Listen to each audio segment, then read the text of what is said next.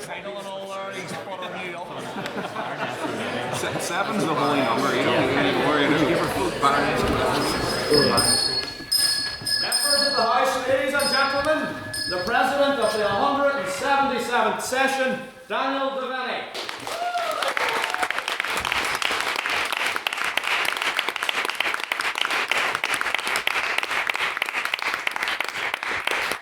Members of the House, I welcome you to what is the 6th ordinary meeting of the 177th session of the Literary and Scientific Society.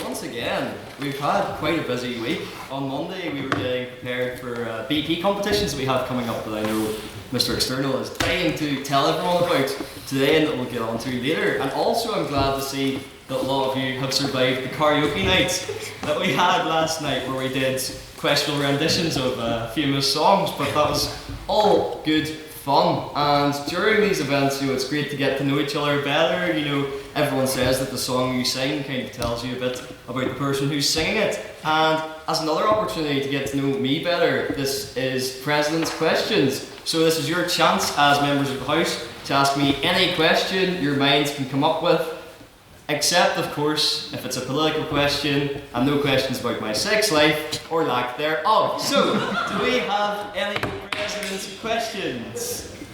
Yes, Grant. Well, firstly, congratulations, Mr. President. It's good to see you in your place. It's the first time I've been glad to be back at the Society since I left. I'm old, so you'll forgive me for that.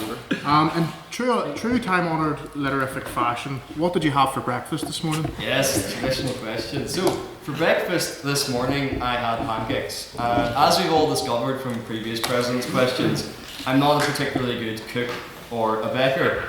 So, you know, my flatmates have told me about this. You should really try to cook a bit more because there's no real thing as someone who can't cook. It's just someone who doesn't try to cook or isn't willing to cook.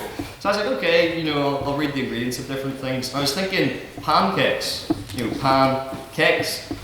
You know, the start of it's a clue of what utensil you use to actually make the thing. And I was thinking, what other things do we have like this? You know, we've got pancakes, we've got pot roast that even gives you the instruction as well afterwards. You've got the traditional tray bakes. So I thought I saw a pattern. And I must have got the pattern a bit wrong because my flatmates were in absolute shock when they seen me attempt to make a coq au vin in the kitchen. Do we have any other President's Questions? Yes. Mr. President, when the great purge comes, who are you more excited to get rid of? Pediatricians or veterinarians? Ooh. That's an interesting one. Yeah. Maybe pediatricians. Although it would be quite hard to fit that bill. So, do you have any other President's Questions? Yes, Mr. Sprout. What food did Bethany make you this week? That's a good question. What food did Bethany make me this week? I think all my food this week was courtesy of my mother in Tupperware boxes. So Bethany actually didn't make me any food this week. Not yet. There you go. Maybe tomorrow. Any other President's Questions? Going once? Going twice? We've all become very shy since the karaoke night, I must say. All these scary people at the table. All the scary people at the table. Say Basra in that. No more President's Questions?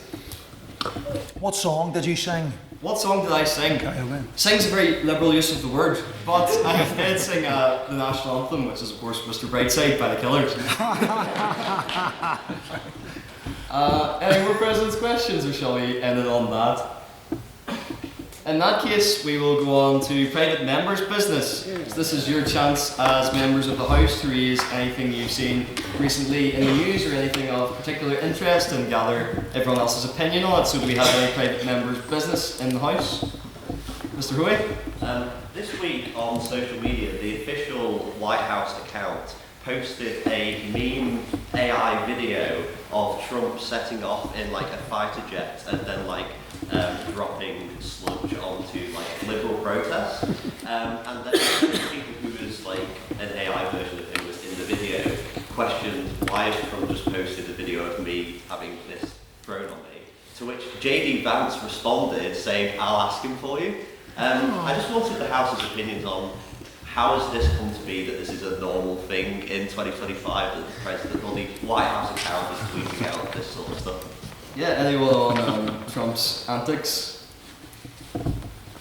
Yes. To be completely honest, I'd really like to know, is it Trump controlling this Twitter account or one of his aides? Because if it's Trump, that's concerning. If it's one of his aides, it's somehow more concerning, I think. Would you care to elaborate, Mr. Hoey? Well, I saw during the 2024 election there was a video that was tweeted out or shared of Trump dictating to someone, so he no longer writes his own tweets or Truth Social posts now. He speaks thoughts and he has an assistant who sits there and types them out and tweets them out for him. So I would assume that his social media is controlled by someone else that somehow got more insane. So like a president speaking absolute nonsense and someone taking his every word. That's Sounds familiar. Any other people in that piece of private members' business? Flynn Nugent for the minutes. I'm just wondering, is it the Ryanair social media manager who's went to the White House social media account? Anyone on Ryanair social media accounts, presidents? Yes, Mr. Spratt? Linking into Mr. Hoey's point, what about the video that Trump shared of Hakeem Jeffries with a sombrero and a guitar? Any thoughts from the House? Yeah, we'll have one over here. I'm doing Chanel for the minutes. I was more just on the original point about JD Vance's response. It's maybe too obvious to point it out, but it is odd that he's publicly admitting, I've no idea why he would post that. I'm not in contact with him enough to know what he was thinking there. I feel like there's, I get the impression there's supposed to be a team. Anyone on the chemistry between Trump and Vance, or Twitter in general, or X rather? Yes. I mean, he's not a sofa, so I don't think there's much chemistry there.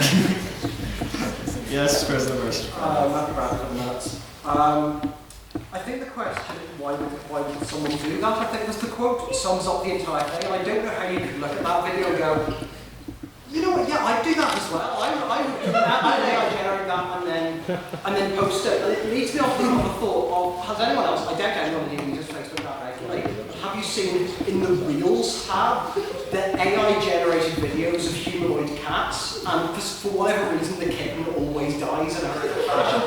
I don't know why that's in my algorithm, I don't know why it's in my mother's algorithm, but it's there, and it is making me think, what's in Trump's algorithm if he thinks that's okay? Note to self, cancel the next Learn Memes for God contains posts.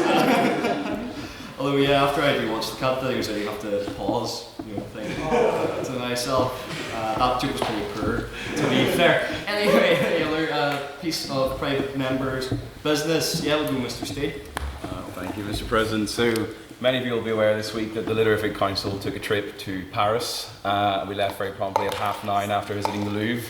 And indeed, following on from that, in our sheer condemnation of the French, we marked the anniversary of the Battle of Trafalgar on Thursday, securing our sheer victory and triumph over the French. And indeed, only 2 weeks ago, it seems Macron was on the routes. What would the House's thoughts be on the end of France altogether and the return of the Bourbon monarchy? Yes, I saw ending France. Yes, great. Okay. Short and sweet. Yes.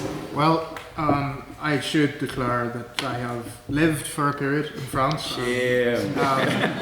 And one of the highlights of my time is during the pension protest. I saw from the back of a farmer's tractor was an effigy of Macron hanging from a noose, hung from the back of the tractor. So the French don't muck about whenever it comes to protesting. No. But it wasn't a bonfire. But in that, no, I wouldn't shed any tears if France were to disappear tomorrow. Although I would have nowhere to go on holiday, I guess. But was said effigy sprayed with slurry?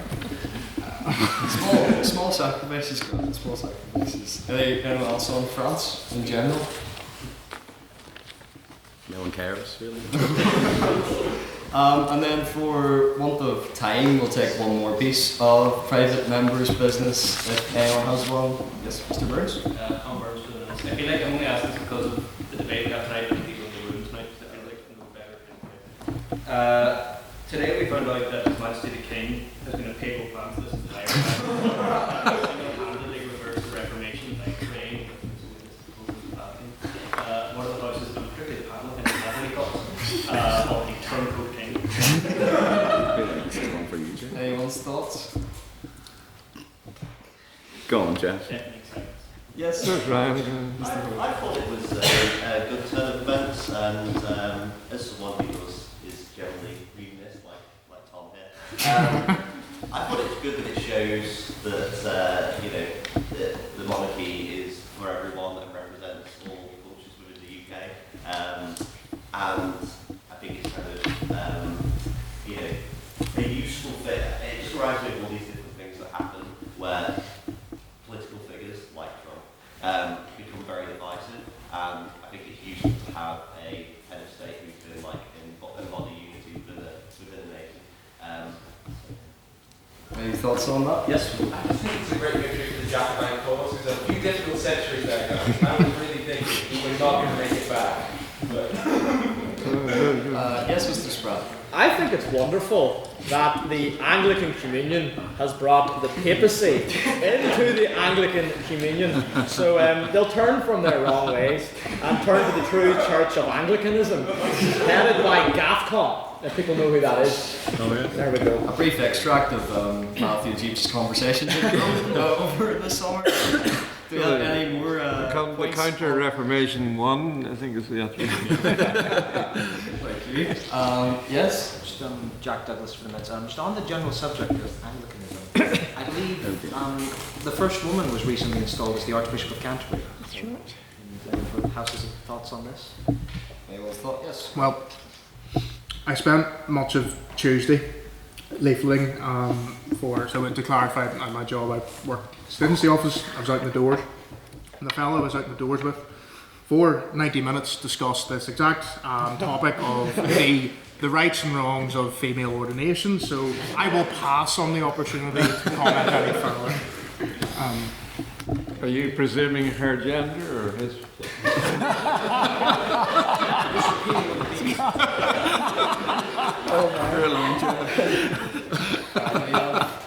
Over here. Yeah, I wanted to say it's unconditional for the minutes, but I'm unconditional if I'm being obsessed, if I'm being offended by the French comment earlier. I wanted to say I think it's interesting that the newspaper article, I believe it named her husband before it named her, which I think indicates, one step forward, two steps back.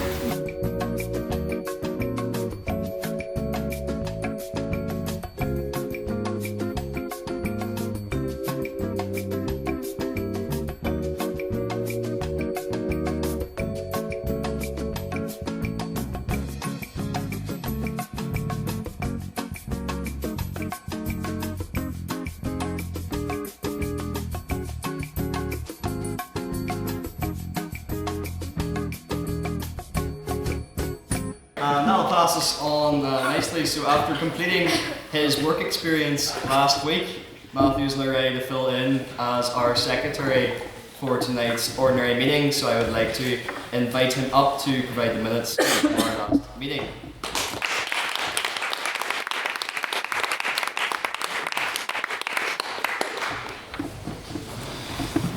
Oh, next week's minutes are going to be fun. Yes, Baker, our favourite little Yorkshire man, is currently back home in Yorkshire for his birthday, so I'll be filling in for him tonight. Everything that he has, that I read out, is written by him, but I'll throw in a few cheeky jokes along the way. So, on October 16th, this House gathered to debate that this House believed masculinity is inherently toxic. We convened for the 5th ordinary meeting of the 177th session to debate that motion. This has been a great week for the litterific. Baker realised that his crippling ability to wake up before midday was actually not healthy, and it left him no choice but to write short minutes. We'll see how short these really are.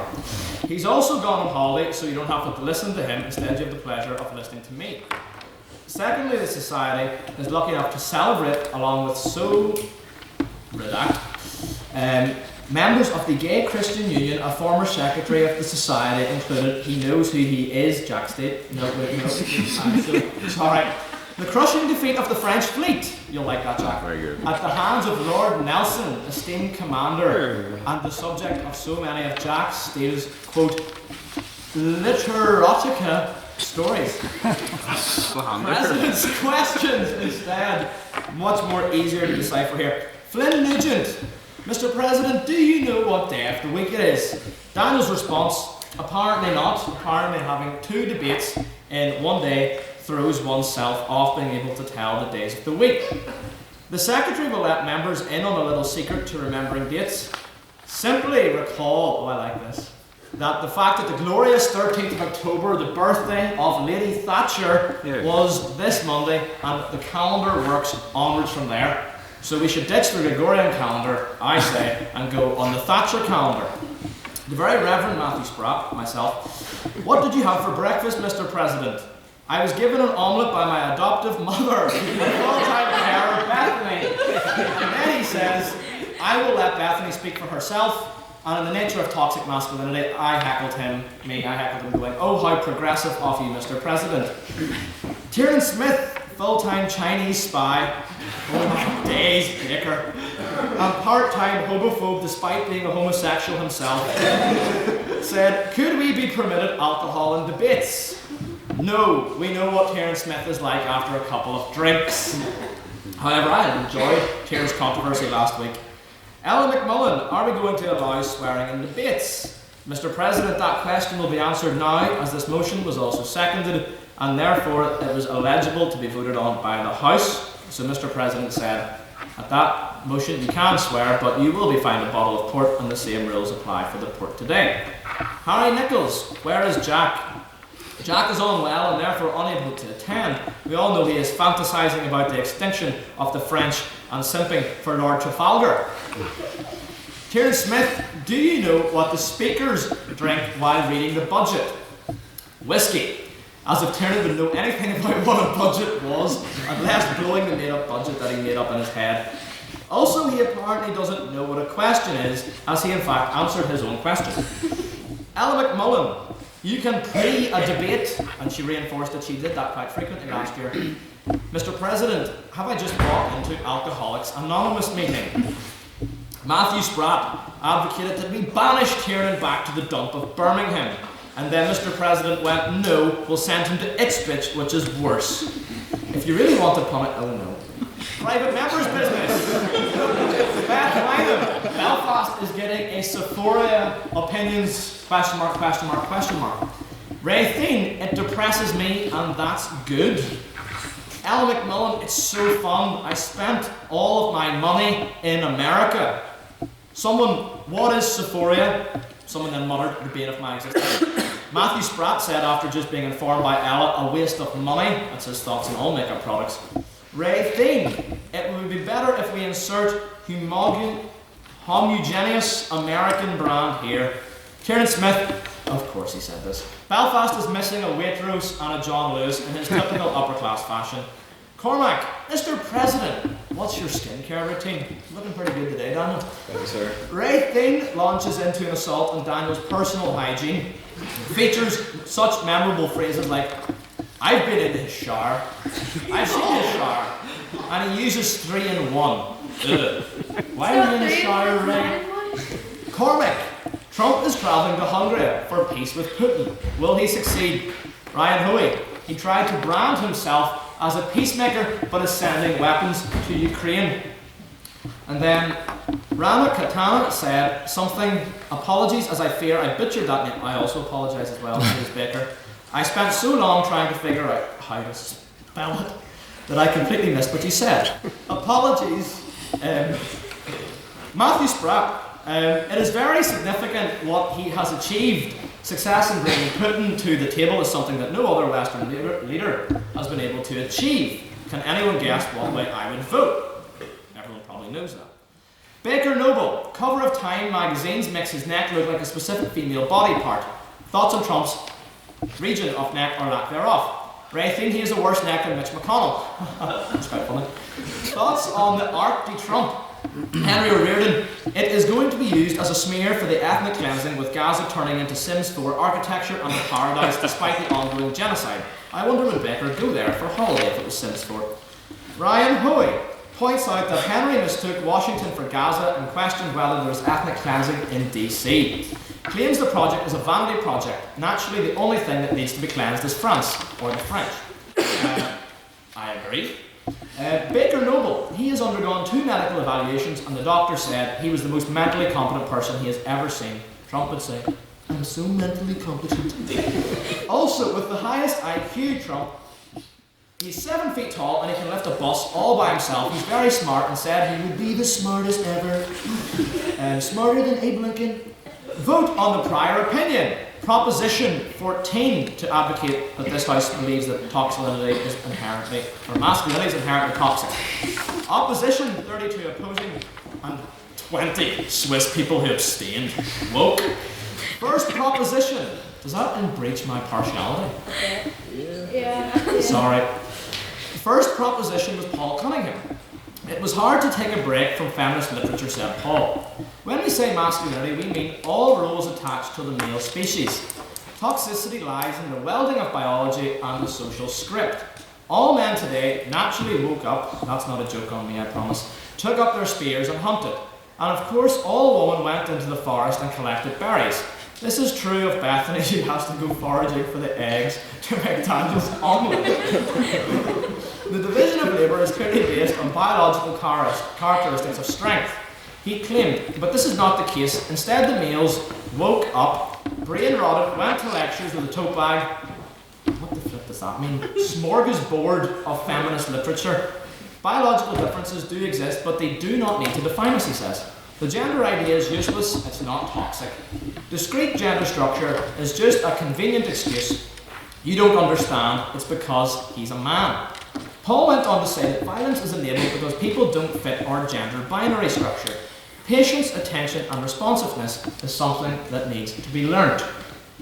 Gender is a policy choice that creates perverse incentives. To close, he asked, what do we lose by dismantling gender? If gender is inherently toxic by definition, masculinity must be inherently toxic too. We don't need masculinity to be a social straitjacket. First opposition was Luke Coyle.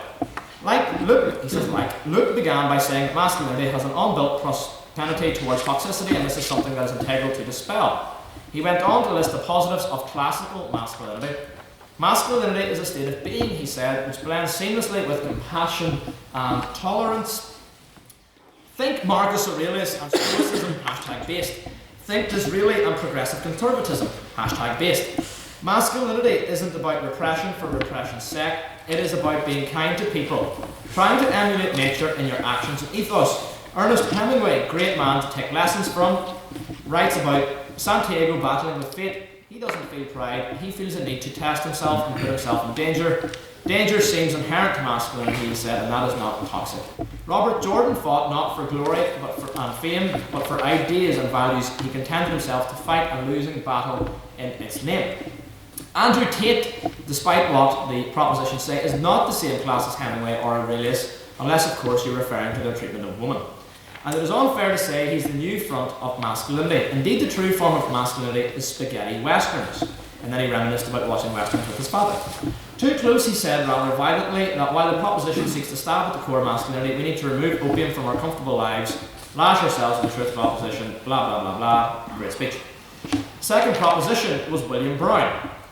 There are infinite examples of toxic masculinity. William claimed men are not inherently toxic, but masculinity is. He is not a feminist like the first proposition speaker. He said no to the 24K gold Labubu. Joking. He went on to give examples of positive masculine traits: caring, compassionate, and selfless strong. Baker goes, I still don't know what Labubus are. What makes something masculine? A man doing it. Anyone who displays these traits is masculine.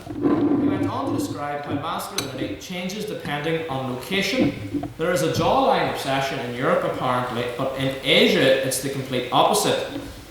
Anything beyond Ryan Gosling is good. Masculinity also differs between times. Social charming changes over time. One example of this is that William gave was woman in trousers. Cross-dressers now get labelled as woke, when in reality this is not the case. when before they were welcomed into society, he warned that those who deviate from those norms face ostracism and ridicule. You can be anyone you like, he says, even the performative male final boss from the first proposition. To close, he left us with these immortal words: to be cringe is to be free. Second opposition. Ray, you're so right. Baker can't write short minutes. In the words of Bernie Sanders, let me be clear. The manosphere creates a path for misogyny and extremism. If only Tiernan Smith were here to hear these sage words. I don't even know what sage means. It is unfortunately a criminal business model, he said. He went on to ask, what is masculinity? He says, picture a lumberjack, a construction worker, or an acting secretary of the Literific. No masculinity is a dad watching funny Facebook videos. It is a broad, flexible set of traits. If a woman says no and responds with rage, the man responds with rage, that is not masculinity, it's insecurity. The key word here is inherently. It was inherently toxic. Every single expression would be rooted in harm, and this is not the case. By branding masculinity as toxic, we alienate men, ostracize them from our society. This is when they turn to Tate. And this is when masculinity does indeed become toxic. Masculinity is not toxic, it's human. We should teach men to be better men, not to be toxically masculine. 4 to 5 minutes, quality, not quantity, whatever that means. Third proposition, Luella Coley. Starting on a high note, Luella said that Pott's disease meant she could pass out at any time, including during her speech. She did nothing to cause it, but she needs to keep an eye on the symptoms, and we're glad to report Luella did not pass out in her speech. Unfortunately, there's no cure, and the only way to help is to treat the symptoms. Toxicity affects all facets of society.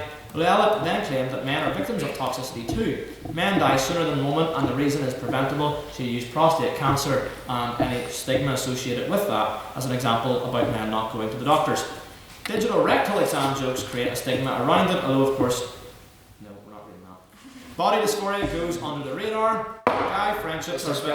Can I offer a point of order for being conscious of time? Speed these up. Speed them up and take the minutes as read. Minutes are read. Aye.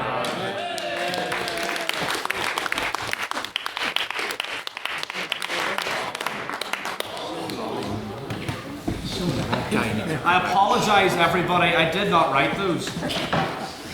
Thank you very much, Mr. Spratt, for those, well, I was going to say minutes, maybe hours. Days, Mr. President. To be honest, decades. But yes, thank you very much for those minutes. Now, before we get started, I will run through some of the rules of the debate, but we'll also carry out our vote of prior opinion to get started on our main spectacle for tonight. So, can I have all those who would like to vote for the proposition on the vote of prior opinion and believes and would support a single unionist party to raise their hands now, please? Oh. Vote, Jeff. Oh, by the way, the proposition can also vote, you can vote for yourself. Yep. Okay, so that's 7 by my count. The holy number. And then can I have all those for the opposition who wouldn't support a single unionist party to raise their hands now, please? Just take a while.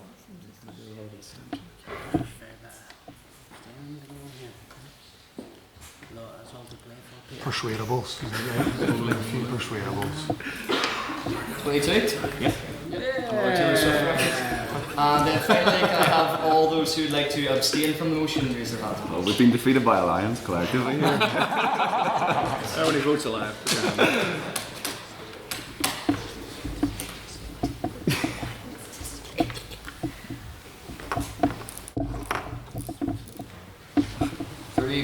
Yep. Mr. Secretary, can you read the vote on the votes for the prop 7, the op 22, and the abstentions 32. Yep, so the abstentions 32. Abstentions 32.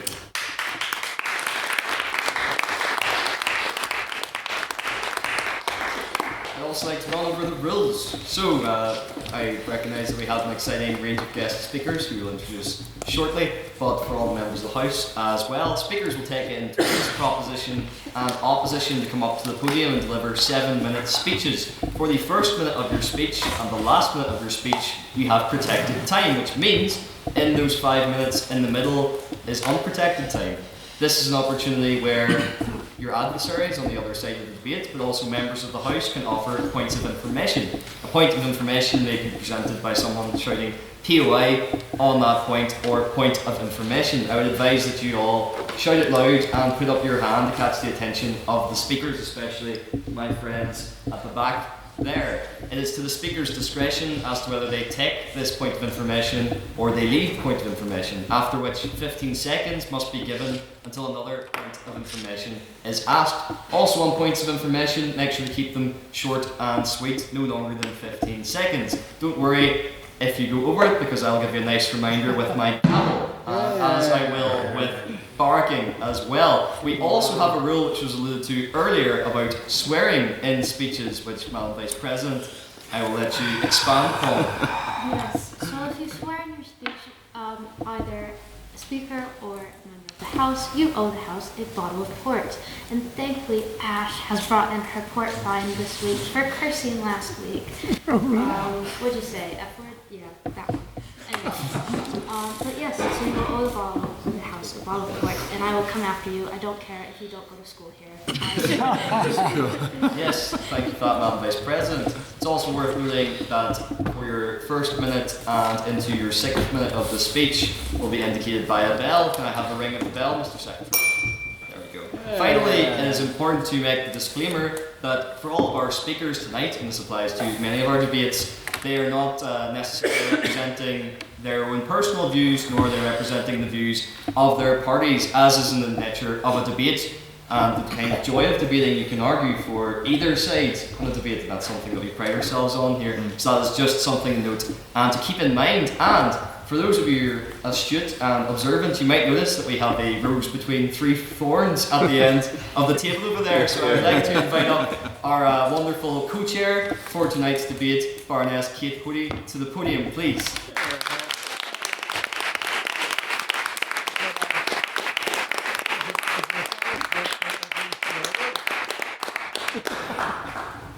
Mr. President, it's been a real honour to be invited to co-chair tonight in this very important debate, which I'm looking forward to immensely. Can I just say, first of all, that this is like going back into history, because a long time, long before any of you were even thought of, probably, or your mothers or fathers were even thought of, because back in 1964, I was a student at the Ulster College of Physical Education before I went to London to take a degree. But at the Ulster College of Physical Education down at Jordanstown, we used to hitchhike. I don't know what, any of you probably don't know what hitchhiking is these days, but we used to hitchhike into Belfast to attend the literary debates, because myself and another, one of our 20 creme de la creme, we were seen as the young physical education teachers of the future. I'm afraid I didn't live up to that. I didn't teach for very long. But we came here, we came to Litterific, and coming back tonight is wonderful, because I think what we saw then, we are still seeing. I was there in the days of someone you've probably all heard of, Eamon McCann, who was the most brilliant speaker, absolutely brilliant. And I'm sure you've got some Eamon McCanns here in terms of brilliance as well. But one of the things that I'm just thinking of, that most of you here, and most of the people I saw, a lot of the people then went on to be in very, very important jobs in the law, in politics, in academics, and I'm sure that you here tonight, you're going to be here in the future, I hope, being part of the future of Northern Ireland. And on this debate, I'm genuinely looking forward to it. I think if I'd been voting there and I didn't, I would have abstained, because I think it is something that within the pro-union community, there's been discussions about it, talking behind the scenes, in front of, perhaps publicly, and really very, very few people feel hard and fast about it, because it is a very complicated issue. So I'm looking forward to being persuaded, one way or the other, Mr. President, tonight, or perhaps still at the end feeling that I'm not quite sure. But I know that the quality of all our debaters tonight, both the old ones and the young ones, will give us some great ideas to think about. And the most important thing is the fact that here we are showing respect for everyone's opinions, everyone's views, because free speech is so important, particularly today.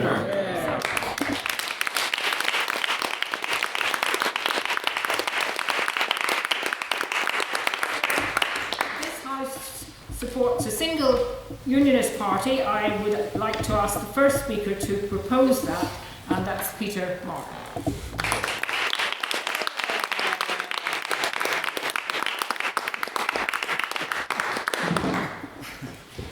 I'm following on from Baroness Hoey, so no pressure there whatsoever. As the Baroness just mentioned, I'm going to share some views this evening. They're not necessarily mine or my party's, otherwise I'll get in trouble with the cheap whip. I've been a politician for quite a while, and when we do the doors, the thing that we hear most is, why can you not all get together and be one big Unionist party? And it's usually after that they say, and take on the Shinners. I've heard that for quite a while, and Unionism has been divided in its priorities, it's with its personalities, and lots of internal disputes. And while these divisions might seem small, in the longer term, they will be problematic for anyone who is a Unionist.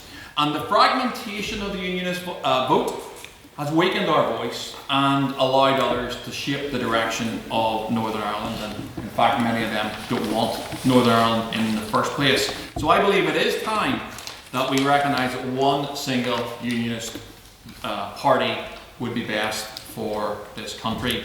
And it would bring a range of benefits. It would bring some clarity of purpose. Instead of us splitting the vote in various constituencies, we would speak with one message: the preservation and strengthening of Northern Ireland's place in the United Kingdom. And folks, you have to realise our enemies are out there, our political enemies are out there. They're with Timothy and I in the Assembly. You see them every single day of the week. Obviously, Sinn Féin are the people that might spring to mind for many of you, but we also have, for example, Jerry Carroll in People Before Profit. In fact, there was a debate this week on Asian hornets, and during that debate, Jerry blamed Asian hornets on Israel. I sort of made that bit up, but I can't be sure he didn't blame the Asian hornets on Israel. So a united movement would lessen the sort of internal rivalries that we see, both in the Assembly and at councils and out there in politics in general. It would stop the internecine criticisms that many of my brethren around this table we might have engaged in on X or on Facebook or in a chamber. And the truth is that divided parties can no longer afford the luxury of disagreement. Point of order? Yeah, sure.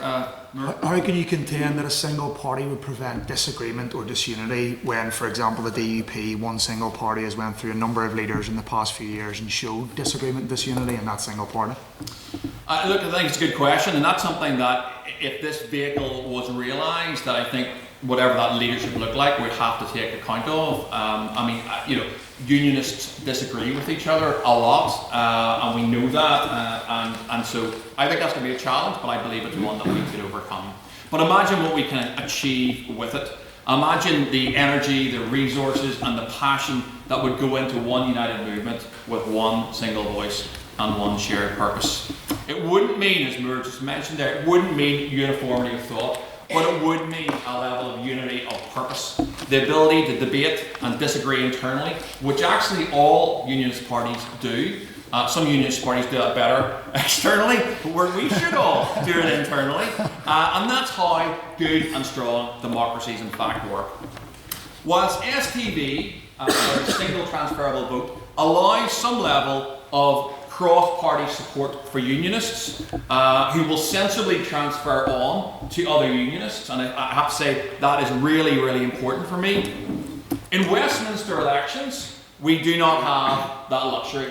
In Westminster elections, we have lost seats, and a good example of that is Fermanagh South Tyrone, where quite simply, when we run more than one party, we simply will not win that seat back. And there are others that I can mention if I had the time. And if you are a Unionist here this evening, and I'm sure there's lots, and obviously there's lots around this table, you're probably a heart unionist. You're someone who, when you see the flag, when you hear the anthem, you know, when you're wearing a poppy and perhaps at a Remembrance Day, something sort of goes off and you feel something. There are lots of head unionists out there. A lot of them vote Alliance. A lot of them actually probably vote SDLP as well. There are people who would probably vote for the union if a border poll was called, but they like the schools up here. They like their disposable income because they're in good jobs. They like the peace. And so their unionism is simply a matter of figures. It's simply a binary choice in their head. But we are different. There's something that binds us together, binds every single member of this table together. A love, effectively, for king and country and the values that the United Kingdom of Great Britain and Northern Ireland has. And so I believe we have to look beyond party loyalty. And that will be hard. Let me say that from the outset. A single unionist party will be challenging. But we have to look beyond that, and we have to think strategically for the future and what that will mean.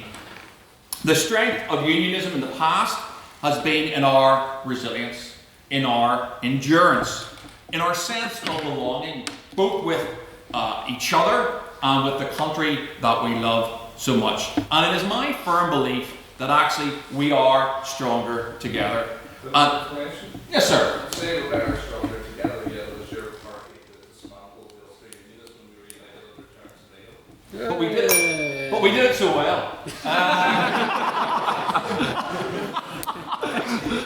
I'll buy a drink later. Obviously water, because I'm a Presbyterian. But we do have to unite. One party, one purpose, one union. I got that line from ChatGPT. It's really, really useful. My speech didn't come from it, but that line did.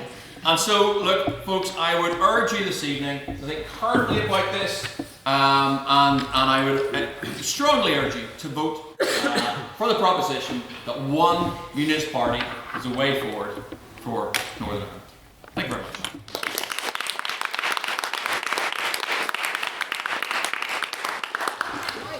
Thank you very much. Peter, can I ask the first proposition against the motion, and that is Timothy Gaston.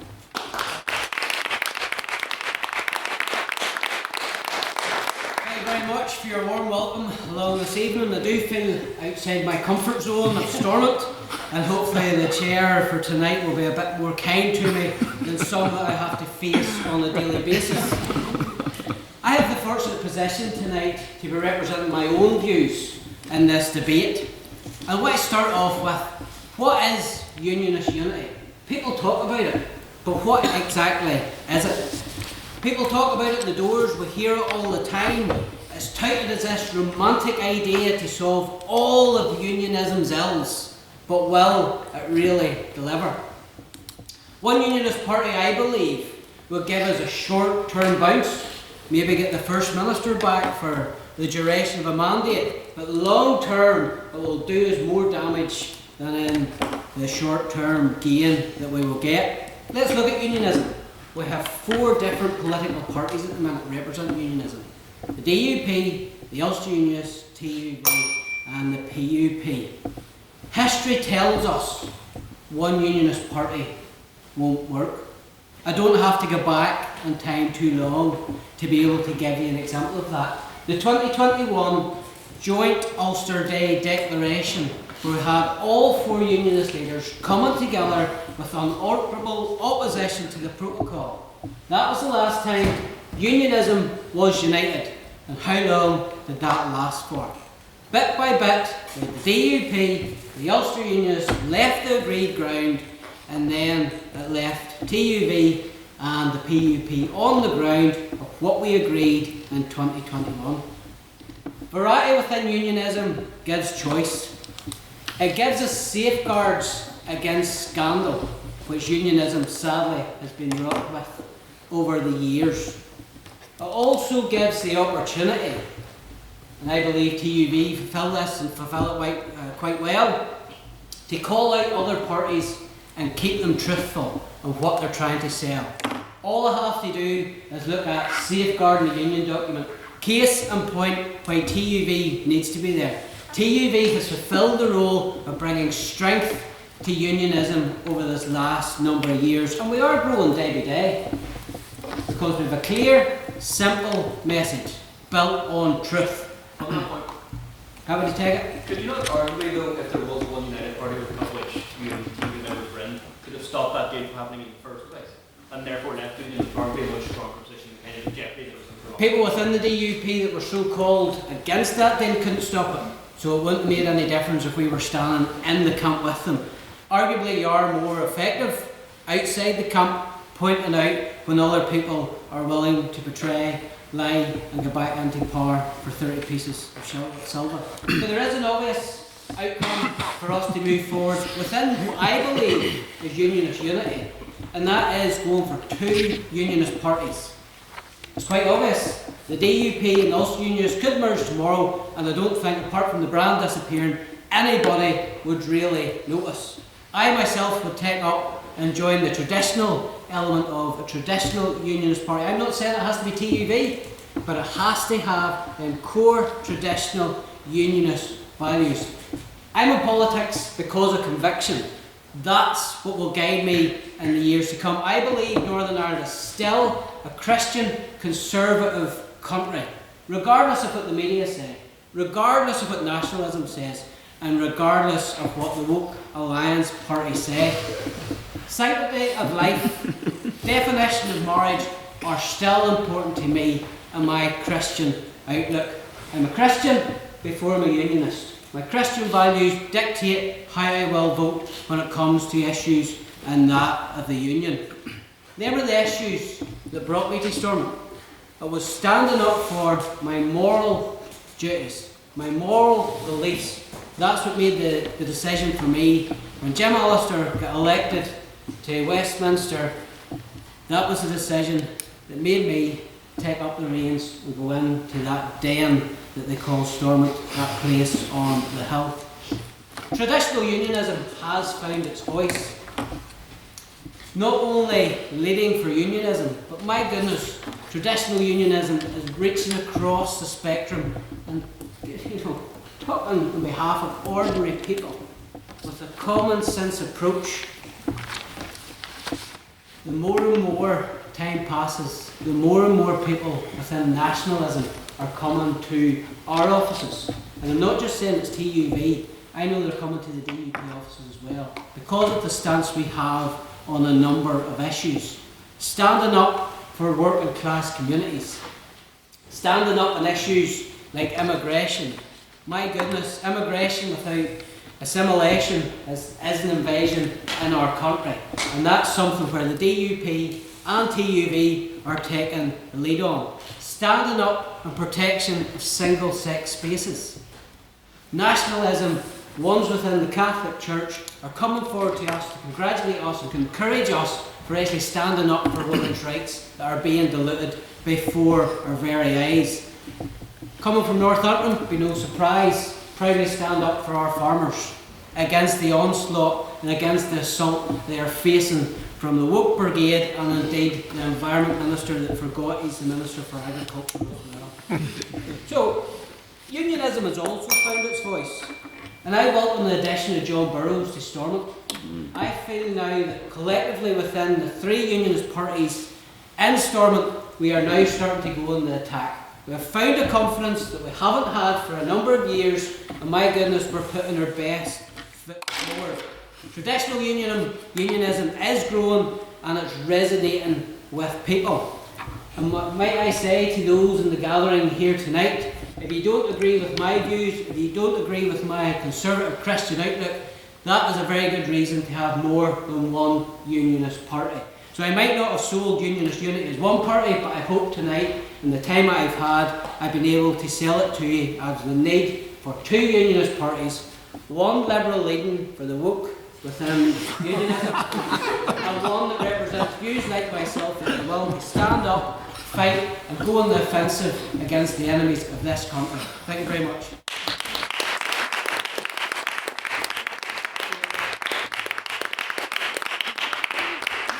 Timothy. We now have our second proposing the resolution, our first student speaker, Jay Basra.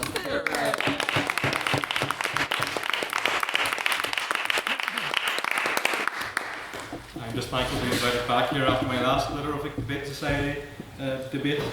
And tonight I rise to support proposals of this House to support the creation of one Unionist party. And I do not so simply call this as a unity for its own sake, but as a practical and necessary step to ensure prosperity and security of Northern Ireland within the United Kingdom. My argument is that our history proves that we can be united, and our present demands that we should be. And our future will depend upon whether we are willing to be. There is historical foundation for Unionist unity. We only have to look back to 1905. That year the Ulster Unionist Council was formed. It was not a product of convenience or comfort, but of conviction and necessity. Unionists from across Ulster came together in a single movement to defend their place in the United Kingdom. They were not a narrow class or a closed circle. They represented a broad and diverse cross-section of the people of that province. Right. Businessmen, industrialists, orangemen, landowners, workers and tenants. These people set aside profound social and economic differences to act for the common good. They recognised the survival of their community, their values and their prosperity depended upon unity of purpose. The Union was their cause and they stood together to defend it. That founding principle of 1905 still defines unionism today. We may have new challenges and new institutions, but the aim remains the same: to ensure that the people of Northern Ireland can prosper as equal citizens within the United Kingdom. So what has changed since that time? Why do we now stand divided in competing parties rather than united behind one banner? The answer lies in how politics itself has evolved. Party organisations have changed dramatically over this past century. Once Unionist politics was a mass movement built on voluntary energy and civic participation. Today it has become professionalised and bureaucratic. Where we once had one broad coalition of Unionists, we now have multiple professionalised parties, each competing for the same ground. As a result, Unionism has fractured. We now have different parties all claiming to defend the same cause, yet spending far too much time fighting one another rather than focusing on the challenges that truly matter. We have developed what I call a fractious mobilisation of activists. Each group is passionate and sincere, yet divided by labels, party logos and personalities rather than principles. It was once possible for diverse voices to find common ground within one movement. We managed to achieve that in 1905, so the question is simple. If they could find unity in a time of greater difficulty and deeper division, why can we not do the same today? I do not propose we should form a single Unionist party overnight. That would be unrealistic, and I am not calling for an artificial merger by morning. What I am proposing is a deliberate and strategic process over the next 15 to 20 years to build a political structure that allows Unionists to cooperate more closely, to rebuild trust and operate with discipline and common purpose. We need to create a culture within Unionism where disagreement is possible, but division is not inevitable. We must be able to debate ideas, policies and strategies without using those disagreements as an opportunity to attack our fellow Unionists. The existence of different opinions within one movement should be a strength and not a weakness. A modern Unionist party would not be defined by a single personality or narrow interest. Will you take a point? Of course, Tom. So on that basis, why did the Ulster Unionists walk away and the DUP walk away from the 2021 joint declaration, what was agreed? It can't be all holding hands and fluffy words in public. There has to be an acknowledgement that unionism is broad. Okay. Thank you, Timothy. I'm not speaking on behalf of the Ulster Unionists. I'm from Western Belfast. You're the wrong person. Anyway, go back to where I was here. It would be a broad church of ideas representing the full range of Unionist thought. even though I'm from west of the Ban. It would appeal to young professionals, working people, the rural communities and urban voters alike if there's space for those who approach the Union from a cultural perspective and those who do so from an economic or social one. In short, it would restore unionism to its natural position as a movement of people, not a collection of competing brands. And I'm not going to say union of people because that brings... Oh, I wouldn't go that far. Shameful time for the UUP. We take practical steps now to begin that process. One of the simplest and most effective would be greater cooperation in elections. Running panels of candidates, particularly in areas west of the Ban, where I live, could help maximise unionist representation in nationalist majority councils and constituencies. If Cookstown loses the next unionist seat because too many are around, I will come back here and burn it to the ground. Anyway, such cooperation would not require the evolution of existing parties, but create a structure where coordination replaces competition. This could take the form of agreed panels, shared platforms, or joint campaigns on issues that affect all unionists equally, and we stick to that rather than walking away. Over time, those partnerships could evolve into something more formal, more coherent, and ultimately more unified. The goal is to move from ad hoc cooperation to lasting collaboration. By doing so, we would demonstrate that unionism can act strategically, not just sentimentally. And we can learn from lessons from abroad. There's a historical precedent beyond our shores for political unity. The Canadian Conservative Party, for instance. They were created for a merger of two centre-right parties. They were fighting for the same share of vote from the same type of people. And instead of splitting the vote, they came together and fought for a common good. I think something from unionism, we can look at that. It would be just the Ulster Unionists and the DUP. We can maybe find a bit of common ground and do something for us. But ladies and gentlemen and Baroness, unity is not easy. It demands humility from leaders and patience from our followers. It requires us to look beyond short-term advantage towards long-term survival. But our predecessors in 1905 faced challenges that were every bit as great, and they managed to build a movement that shaped the future of this province for generations. It is not a call for uniformity of thought, nor a demand for one leader, but an appeal for one movement. Thank you.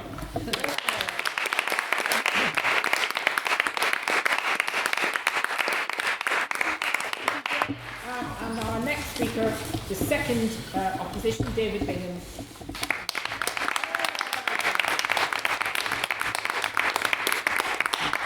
Good evening, members of the House, fellow speakers, guests, and Baroness Hoey. It's great to be here tonight as a fellow man west of the Ban, and based on my normal speaking experience, maybe a children's talk or a youth talk, this might be the first time I hear any kickback. I'm here today to really speak against a single unionist party for the main reason, and with more that will be expanded upon, that the House should not support something that would not work, no matter your stance on the union. Tonight, this House, when supporting the effectiveness of something, must be supporting a measure that actually is effective, that being for addressing the problems it aims to fix. Therefore, on this Thursday night, we are all debating for the betterment of political unionism, no matter where you put your toaster. On that topic of Presbyterian upbringing, I'm going to outline my talk today in 3 points on the topic of Presbyterianism. Firstly, I'm going to tell you this. A single unionist party is not even preferable, and is not the remedy to the unionism's current problems.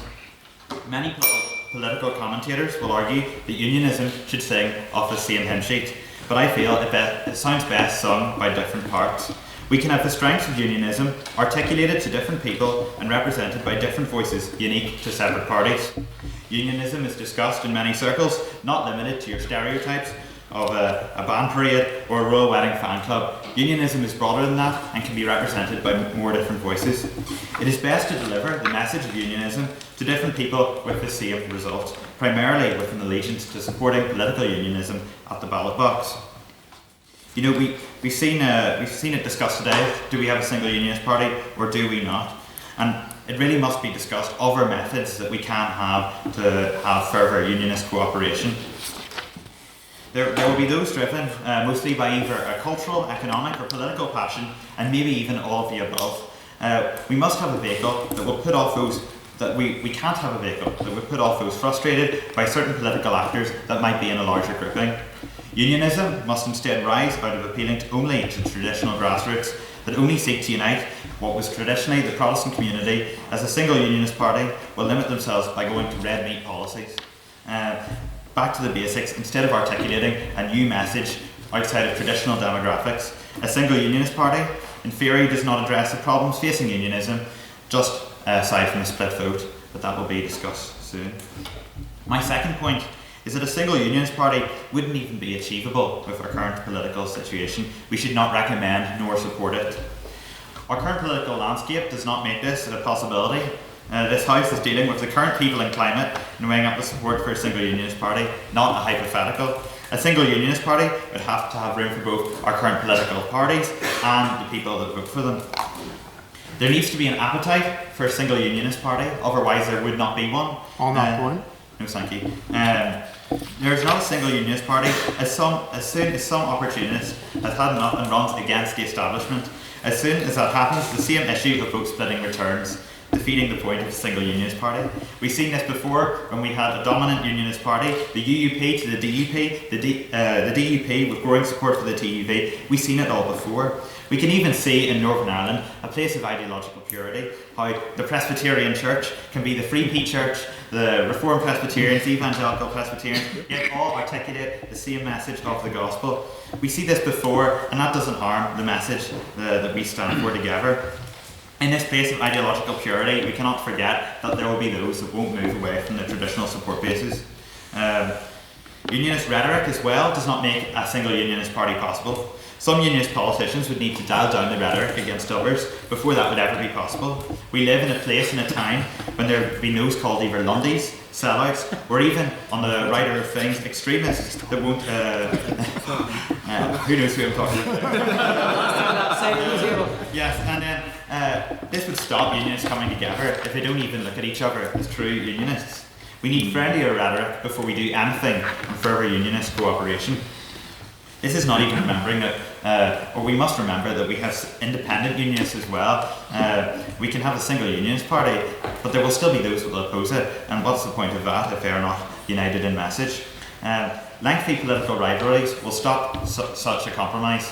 We must remember that there are political careers built within unionism on politicians' differentiation from one another, despite the fact that they might be socially conservative, traditional in many senses of the words, but yet are in different parties. If they won't come together due to their long-standing political rivalries and careers, how can we ever see a single unionist party form together? We should address the specific problems instead of a divisive single unionist party. Why not address the actual issues at hand, whether that be a joint candidate in a seat like Fermanagh South Tyrone, as a man of the West, that's of particular importance to me. We've seen even when there has been one candidate, how there still isn't enough turnout to vote. We can have multiple parties, and yet we are still at a stage where they can't agree on an agreed candidate. It shows how far away we even are from a single unionist party. A more realistic goal is to expect unionists to further cooperate and to support a measure that will reach results. Election packs in the areas that matter, be that the Lagan Valley seat, with 18,000 Alliance votes, 28,000 Unionist votes, actually running one shared candidate would solve the issue that we saw across the Westminster election with actually keeping a unique identity of the parties, articulating to their separate bases across the province. There will be those that will be encouraged by one view and not by another. We want those to come out to vote with someone that will please them. There's a lot more to say here, and I'll speed up. But a single unionist may be favoured in polling, but would that hold up practically? On one side, we might find moderate social liberal unionists that will be annoyed by the social stance. They'll find themselves united in a party where the majority of people have traditional social views. Also on the other side, we'll have hardline unionists that will see the rest as sellouts. We've seen with the Reverend Ian Paisley, his own base turned against him in the Free Presbyterian Church when he went into power sharing. Will we see the supporters of Jim Allister and others follow him into a single unionist party? I think not. Finally, I'll be quick here. A single unionist party, when we think of the establishment that causes, is not beneficial. Who will lead such a party? Is there one dominant figure within unionism that can command the support of all? When we see one figure, can he represent every views? I don't think so. And when we think of the Ulster Unionists, I don't want their merry-go-round of leaders being reflected on the whole of unionism. When we have a political class that is currently elected, it will only seek to keep them elected, as they will not be able to agree on candidates that will guide the party in one way or another. As I finish, we can think of a single unionist party, but when each voice is articulated to a separate base with multiple parties, we should focus on what's realistic with electoral pacts. Thank you.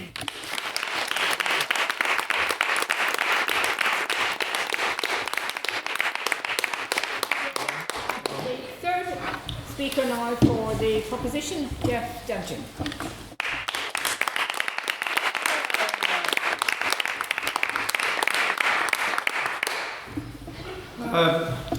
Madam President, my noble friend, I've been active in unionist politics in two parties for 40 years. Before that, I was involved in left-wing and identity politics, so I know the territories well. I also know Irish nationalism and republicanism historically, having written extensively on that key separatist Roger Casement about not just his Black Diaries, but his involvement in the revolutionary moment of the Easter Rising, as well as on my hero Montgomery Hyde, Unionist MP for North Belfast from 1950 to 1959. Yes, largely forgotten, and for good reason. He was an almost unique MP who campaigned for the decriminalisation of homosexuality in the Westminster Parliament, and he was a unionist, so he's forgotten. So first, here's my historical take on the question of a single party for unionism, which in many ways answers the questions we're debating tonight. The key to an understanding of unionism is that it's a movement, not a party. It was an exceptionally successful movement in resisting Home Rule when the issue dominated British politics in the early 1900s for a decade or more. The essence of the Unionist movement was its class unity, an all-class alliance in which the aristocratic or upper class was predominant alongside industrialists and merchants. There was also an important military officer class element. On reflection, it had the markings of a corporatist political culture, but was always provincial and wisely policy-free. In the early and critical part of these decades, it was also intimately tied to the opposition Conservative Party. That fell away rather rapidly after the Anglo-Irish Treaty of 1921 and the imposition of devolution on Northern Ireland, uniquely then in the United Kingdom, plus the creation of the Irish Free State. The Unionist movement largely predated the formation of the Labour Party, which ironically held its first conference in Belfast in 1907. By 1918, that party in its new constitution withdrew from Ireland North and South and has maintained that position for more than a century. The Conservatives followed suit after 21, leaving the Unionist Party to take centre stage for 50 years when it was concerned with the various IRA campaigns and occasional working class Protestant insurgency, usually of an ultra-unionist nature. The left only took significant root after the Second World War. The Communist Party of Northern Ireland nearly won a Stormont seat in Bloomfield in 1946, following our alliance with Stalin and the Soviet Union. This was because the CP had become effectively partitionist, abandoning anti-imperialism. That was to be reversed in the 1960s when the comrades who had embedded themselves in the trade unions took up leadership of the civil rights movement alongside silent Republicans and what became the official IRA. Labour remained riven by the partition issue, while the Unionist Party, although conservative economically and socially, adopted the 1945 Attlee government's introduction of the NHS and free education. So the Unionist Party survived 50 years of devolution with a do-nothing policy, but that increasingly alienated a new professional and middle class. The 60s were to change all that. The aristocracy largely departed. Its last two representatives were the MPs for Fermanagh and South Tyrone and the Mid-Ulster seats. They were won by two people who later became dukes, the Duke of the Duke of Westminster and the Duke of Abercorn. However, they only won because the Sinn Féin candidates were unseated as convicted felons. So the industrialists and merchants were broken by the collapse of the traditional manufacturing industries and the advent of global companies and new technologies, which was actually ably introduced to Northern Ireland in the 1960s by Terence O'Neill and Brian Faulkner. DuPont in Londonderry is perhaps the last survivor. There was no modernist element to the party. Some leftists, like Harry Midgley, came over in the 1940s, but were as much anti-nationalist as progressive. The Northern Ireland Labour Party, which I was a member of actually, had a brief flowering from the late 1950s when it took up a petitionist position on the border. Terence O'Neill, as Prime Minister, then abruptly adopted a liberal mode with the Sean Lemass cross-border meetings leading up to Ian Paisley's emergence. So the advent of the civil rights movement and the use of 1960s protest politics by nationalism rather than the IRA militarism last seen in the failed 1956-62 border campaign changed everything. So we now enter, for me, the modern era where unionism fractured, the UUP essentially became a small business, rural, security force heavy party, ultimately replaced as the prime party by the Reverend Ian Paisley's DUP, which you could say was urban and evangelical. Paisley devoted his whole life to the destruction of the Ulster Unionist Party and the Presbyterian Church, and was successful at both. Although he totally failed to stem the tide of modernism coming out of Westminster.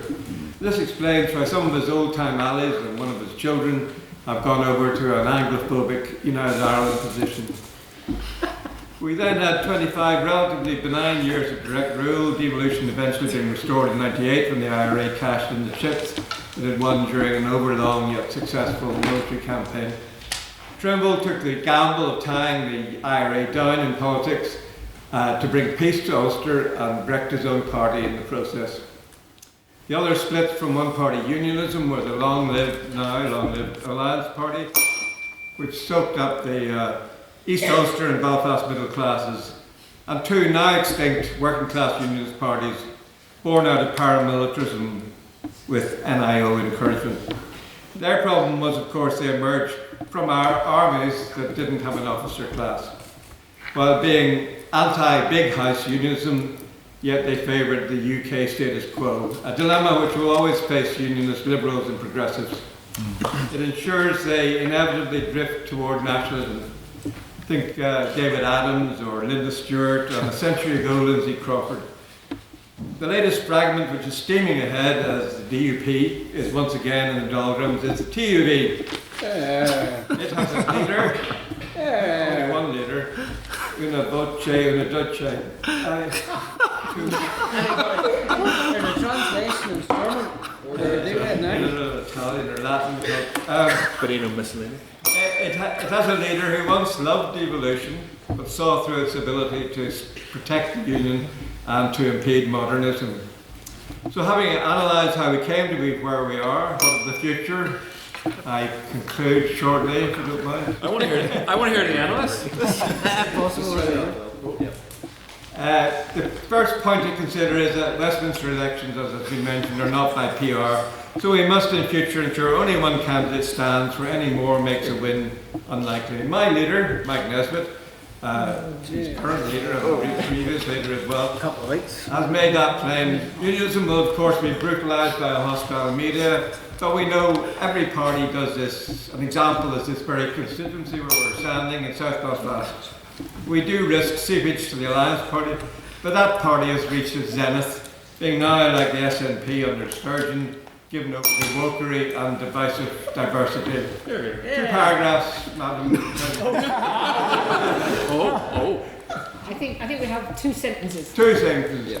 Running too many candidates is another area where parties can negotiate suitable and sensible arrangements.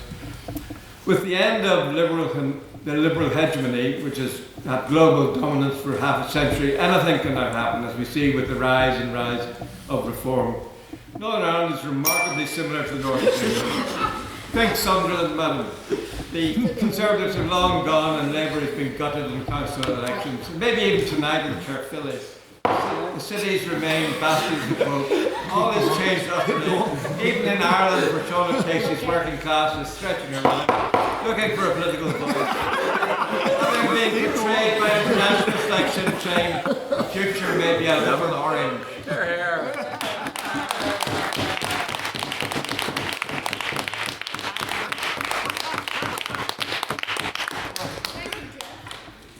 You managed to get finished, I think, yeah. Right, can we now have the third speaker for the opposition, Moore Holmes.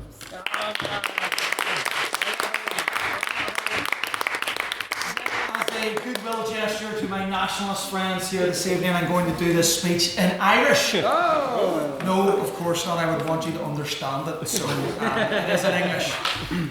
Thank you very much for inviting me here this evening. I'm very happy to be here. I am going to outline three main arguments in favour of there being more than one Unionist party. Choice, accountability, and growth. And I'll explain why the idea of a single Unionist party, while it may be tempting in theory for some, would in practice weaken unionism rather than strengthen it. On paper, the idea of one Unionist party sounds tidy. One voice, one message, one banner promises the end, the infighting, oh God forbid we've had enough, of the soap-style politics that we all complain about. But politics is not a tidy business, and as glowing as Madam Hoey looks this evening, people can get very divisive and show their differences. A single party would not remove disagreement, it would simply hide it, or it would try to hide it. It wouldn't unite unionism, in fact it would constrain it. And the motion before us proposes replacing a broad family of unionist thought with a single centralised structure. That's not unity, that's uniformity. And in politics, uniformity often comes at the cost of accountability and innovation and reach. So my argument tonight is simple. Unionism is a broad movement, and it always has been. And in an open society like what we live in today, it is both healthier and stronger when that breadth is reflected by more than one credible party. My first argument is the choice argument. Unionism is not a single ideology. It is a constitutional position, shared by people of very different political outlooks. There are conservative unionists, there are liberal unionists, there are progressive unionists, there are traditional unionists, and there are unionists that don't even fit neatly into those categories. Recent polling from Lucid Talk shows that there's significant variation within unionist voters that have different views on things like climate change or climate alarmism. It's a hoax, everybody. Social reform and the economy. Okay, that's not confusion, that's diversity. Now, those figures don't show chaos, they show variety of representation.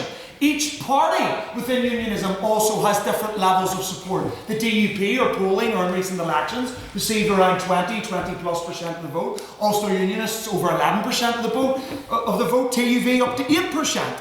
Okay, different shades of political opinion within the one constitutional family.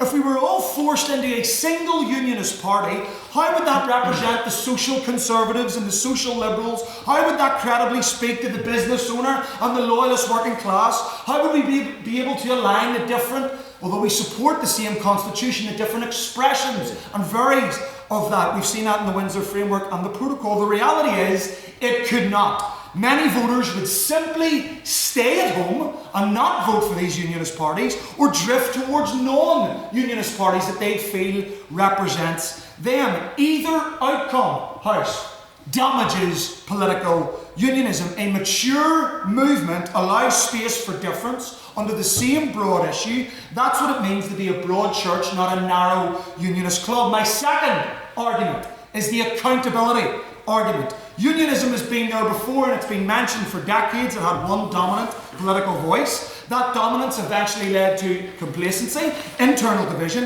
and ultimately decline. As the saying goes, no government can be long secure without formidable opposition. The same applies to unionism internally. That's how accountability works. The emergence of unionist parties was not an act of betrayal or of sabotage. Different opinions, maybe. It was a natural correction in some respects. That's how accountability works. When one party drifts, another party challenges it. When one loses a connection with a certain amount of people, the people can rebuild, or a new party can rebuild that link. We can look at 2022, the DUP. their vote fell from 28%, a watershed moment, down to 21%, whilst the TUV rose from 2% to 7.6%. That wasn't unionism collapsing, that was unionism correcting itself, or a cohort of unionism saying, no, we trust this brand or this persuasion more than we have the other. It's unionists saying we still support the union, but we want different leadership. You would not get that successfully or effectively in one unionist party. If there were only one unionist party, who would provide that correction? Who would hold its leadership to account when or if it drifts from public feeling? Without competition, accountability disappears, and without accountability, parties stagnate. So yes, cooperation within unionism is essential, but cooperation is strongest when it exists between distinct, credible parties, not within one singular monopoly. My third point is the growth argument. Unionism's real challenge is not that the vote is split, but that the vote has shrunk. According to most surveys, around 50% of people, possibly more, in Northern Ireland support the union or consider themselves unionists. Nationalism is substantially lower than that, just had to say that. 10% are undecided. The combined vote for unionist parties at election sits around 40 to 43%. That means there are thousands of pro-union voters who simply do not feel represented by unionist parties, by the existing parties. Some of them vote for Alliance. 21%, according to polls, 21% of voters in Alliance support the union. 40% are undecided. 21% of Green Party voters support the union as well. Some don't even vote at all. A poll study said 3 to 4 non-voters support the union. So polling suggests that 1 in 5 Alliance voters would describe themselves as pro-union.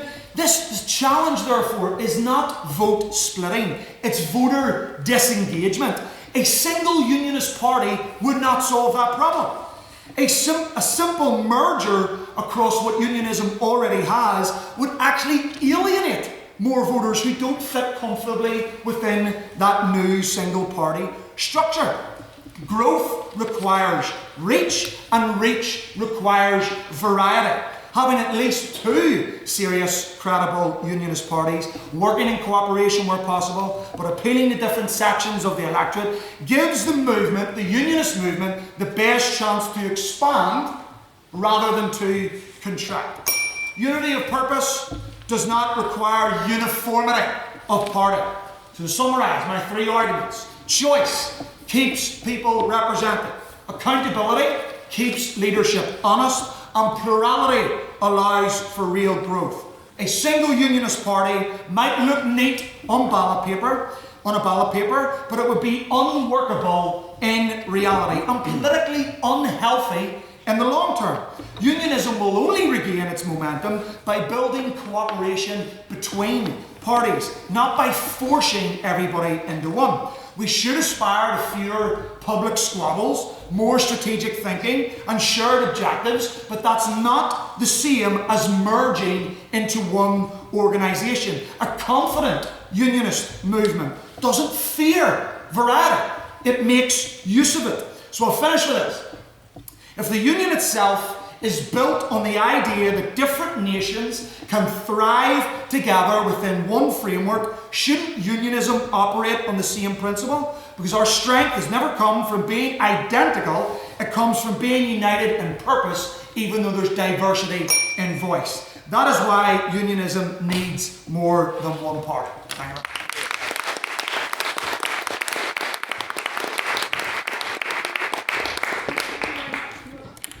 The last proposition speaker is graduate student Grant Warren.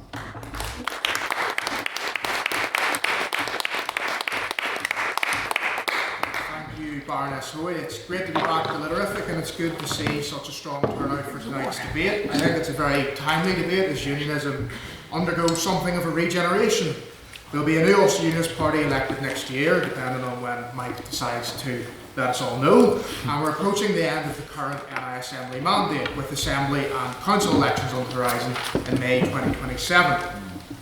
Now, I feel like I've been given quite a difficult job. How can I possibly follow Moore's Energy or Jeff's Endurance? Well, I think firstly I want to begin by giving some rebuttal to the arguments put forward by the opposition tonight. Firstly, on the point made that demands made on elected representatives within a single party framework, forcing them to toe the party line, is somehow restrictive or harmful to accountability. It's not unusual for broad church political parties to exist in the Western world. In fact, it is the norm.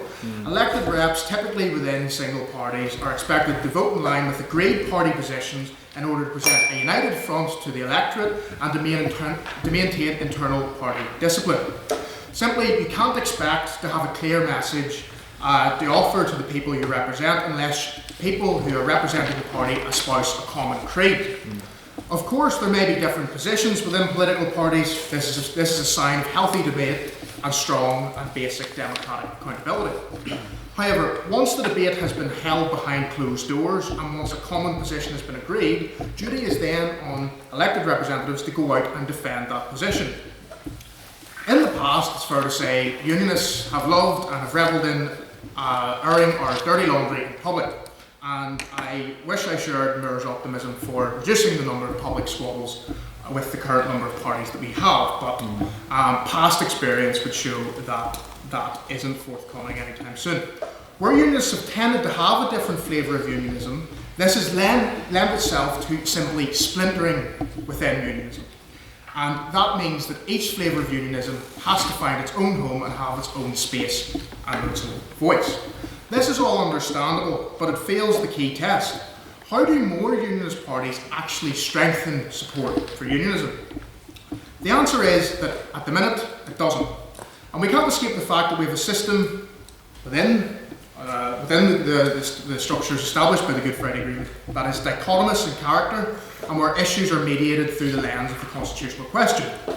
So long as unionism is in the business of saying my unionism is more pure than your unionism, it cannot help to develop a strategy for maximising support both at the ballot box and across society. Member Giveaway? Well, you recognise that when it comes to a first past the post, yes, there's every need to have cooperation, but when it comes to a storm election where it's 1, 2, 3, variety brings people out, and the work for unionism should be when somebody does come out, transfer to other unionist parties. Timothy, I really wish that was the case, but I'll tell a slightly personal anecdote, slightly off topic. But in 2022, in my own home constituency of Stratford, there were just shy of 4 unionist quotas. The TV candidate at the time, and to be fair, he's no longer in the party, but Stephen Cooper got 5,100 first preference votes. There were 3 DUP candidates and 2 Ulster Unionists. Just short of 4 unionist quotas in Strangford, because Stephen Cooper got a sugar rush of 5,000 first preference votes, but he was then not transfer friendly. Nick Matheson won the seat as a second alliance candidate. That cost unionism a seat. Now, I know that there's room for more choice under PR, but it has shown in recent elections that has resulted in lost seats and lost influence. Member Giveaway? Of course. So out of them 5,100, how many of them would have sat at home and not come out to vote at all if they weren't willing to transfer when they did come out? We have more opportunity for people to transfer if there's a variety of candidates that they agree with. So it's not a sugar rush. It's a case of Stephen Cooper and the border brought people out to vote. Well, I wouldn't have the figures to hand as to where those people transferred to. Since 2019, unionism has lost seats at all they have won based on the number of votes cast. We know this only too well from Westminster elections. North Down in 2019 saw 21,000 unionist votes cast compared to 19,000 for Stephen Farry, and yet unionism didn't win. In Lagan Valley last year, 28,000 unionist votes were cast compared to 18,000 for nationalists and others, and yet unionism didn't win. No, thank you. Unionism is hemorrhaging seats that are within its gift to win due to a lack of coordination between parties on key issues and candidates. We can't go on like that, especially under first past the post Westminster elections. The solution in my eyes is glaringly obvious. Agreed candidates in different constituencies with the maximum opportunity to win. The electorate is sophisticated and they back a winning horse when they see one. Unionists of all stripes came together to elect Alex Easton in North Down to course correct after losing the seat in 2019. It's also worked in the past when unionists cooperated in Fermanagh South Tyrone and East Belfast. Other countries do this. The Bloc Québécois in Canada contest federal elections under a single umbrella despite their political differences, and they maximise their representation. The answers are out there, we just need to seize them. Finally, I want to address a point that I think the opposition have somewhat neglected tonight to mention. Divided unionism does not, as it stands, increase support for the union and unionism overall. It only perpetuates a doom loop of diminishing returns and internal disagreements. If we want to put support for the union on a more even keel, then we have to get a grip of this. What the opposition has argued for tonight is more competition between unionist parties for the same pool of voters. This doesn't grow the pie, it only cuts it in more ways. A single unionist party represents only one particular model of how unionism could cooperate. It's the one that we happen to be supporting tonight, but it's sparking a debate and a discussion that I think unionism really needs to have. Recent polling from Lucid Talk, I can't believe I'm actually quoting Lucid Talk as though it's in any way reliable, but there you go. Third biggest shows that 86% of unionist voters support at least pacts between unionist parties, and 32% of voters support a full merger between the parties. One thing I hear time and time again from voters is that they are tired of infighting and personality politics and want to see greater cooperation. Unionism can come back stronger if it can coordinate strategically. I would urge you to vote with the proposition and choose a future-focused path for unionism, which is serious about strengthening our movement. Thank you.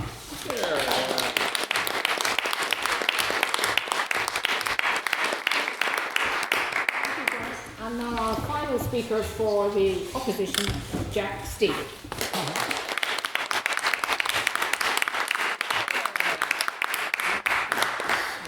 I brought some props with me, which I'll unveil later on. Thank you very much, the noble lady, for the kind introduction. I'd just like to begin for thanking Mr. Martin, I don't know in any way, for making the point for us. He said we need to get together, and that's right, we do need to get together, but that doesn't mean we need to subside all our respective and individual interests and come together as one. You see, David already drew attention to Fermanagh and South Tyrone and what he didn't draw on, and what Grant has somewhat alluded to in a strange way, is North Down, which is a great example of where unionist unity should be working. I'm going to use Pat Sheehan's favourite line on the Education Committee. These guys are trying to sell you a pup. And that's what they're doing. Because in North Down, everyone within the constituency who find themselves to be in any way inclined towards unionism should have seen that Alex Easton was like Mother Teresa, and he was utterly infallible there. And the people love him, they really do. Look at the size of the majority he ended up getting. But one party decided they were going to parachute someone in who talked about Rolls Royces, and he would buy a house if he moved to the constituency. What time am I on, sorry? Okay, very good. Right. So, they're just going on about this, but they're not giving you the full depth of fact, because there will always be one part of the unionist family who's not going to agree, and that gets me to my first point, which would be useful if I could find the page. I think I might have left the page down there. Would you mind passing it up to me? Aha! Thank you very much. Look at this. This is unionism working together.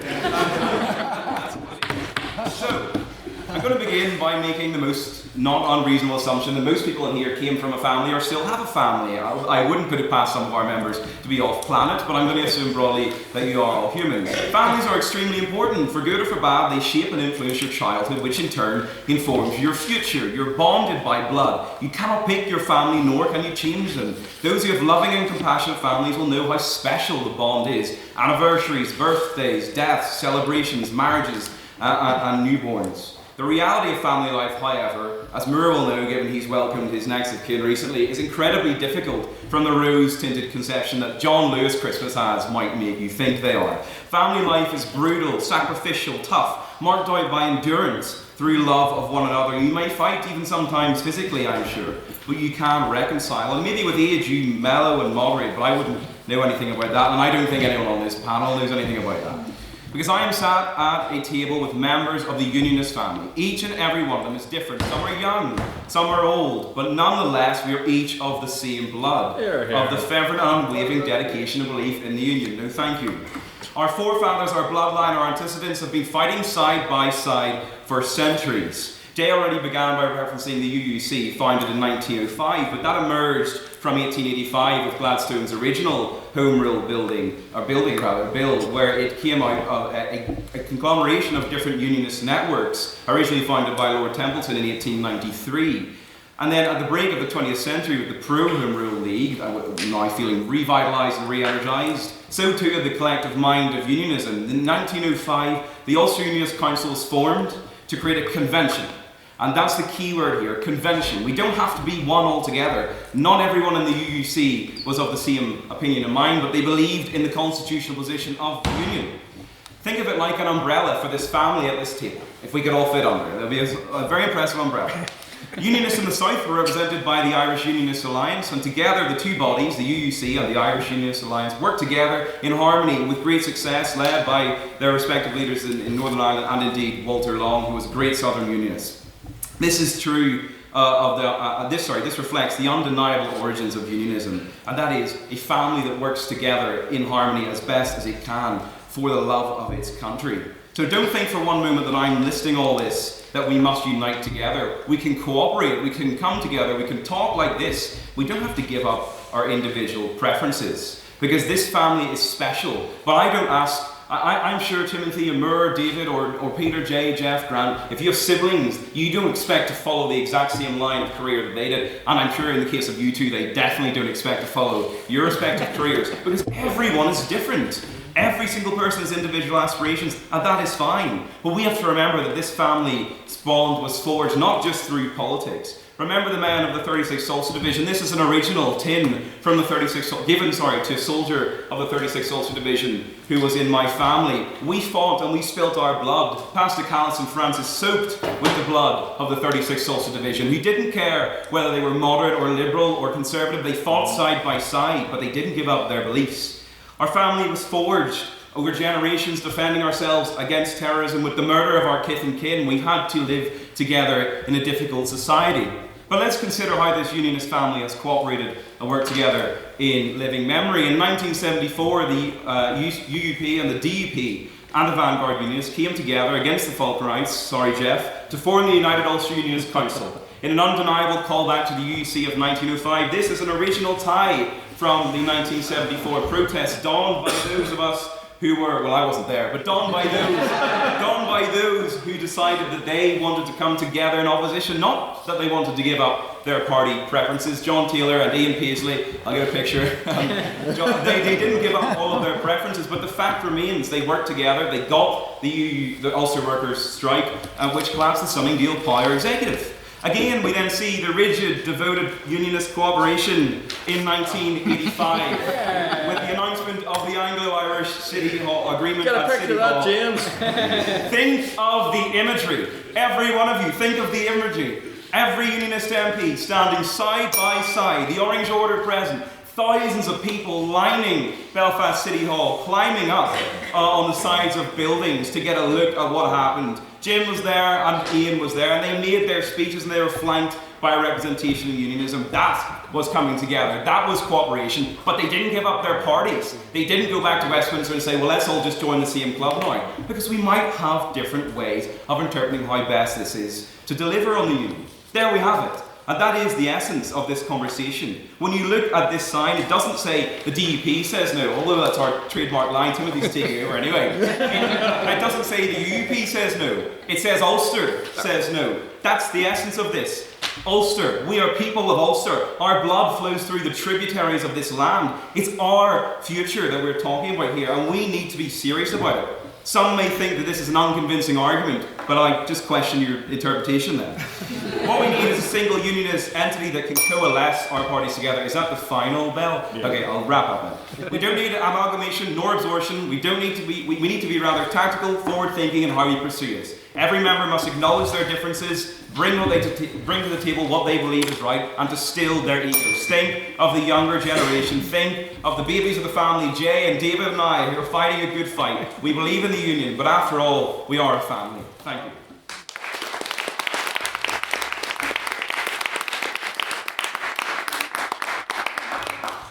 Jack, and I'll hand over to Mr. President. Get all my belongings. Cigarette, like show and tell. Yes, thank you very much to all of our speakers. speakers for their very fine speeches. I would now like to open up the floor to questions. So this is your chance as members of the House to offer questions to one speaker on the proposition and the opposition. Maybe it's an argument that you feel like could be expanded upon more, or a different perspective on the debate. The other side will then have an opportunity, once that side has responded to the question, to have a bit of rebuttal. So, does anyone have a question for the proposition of the debate?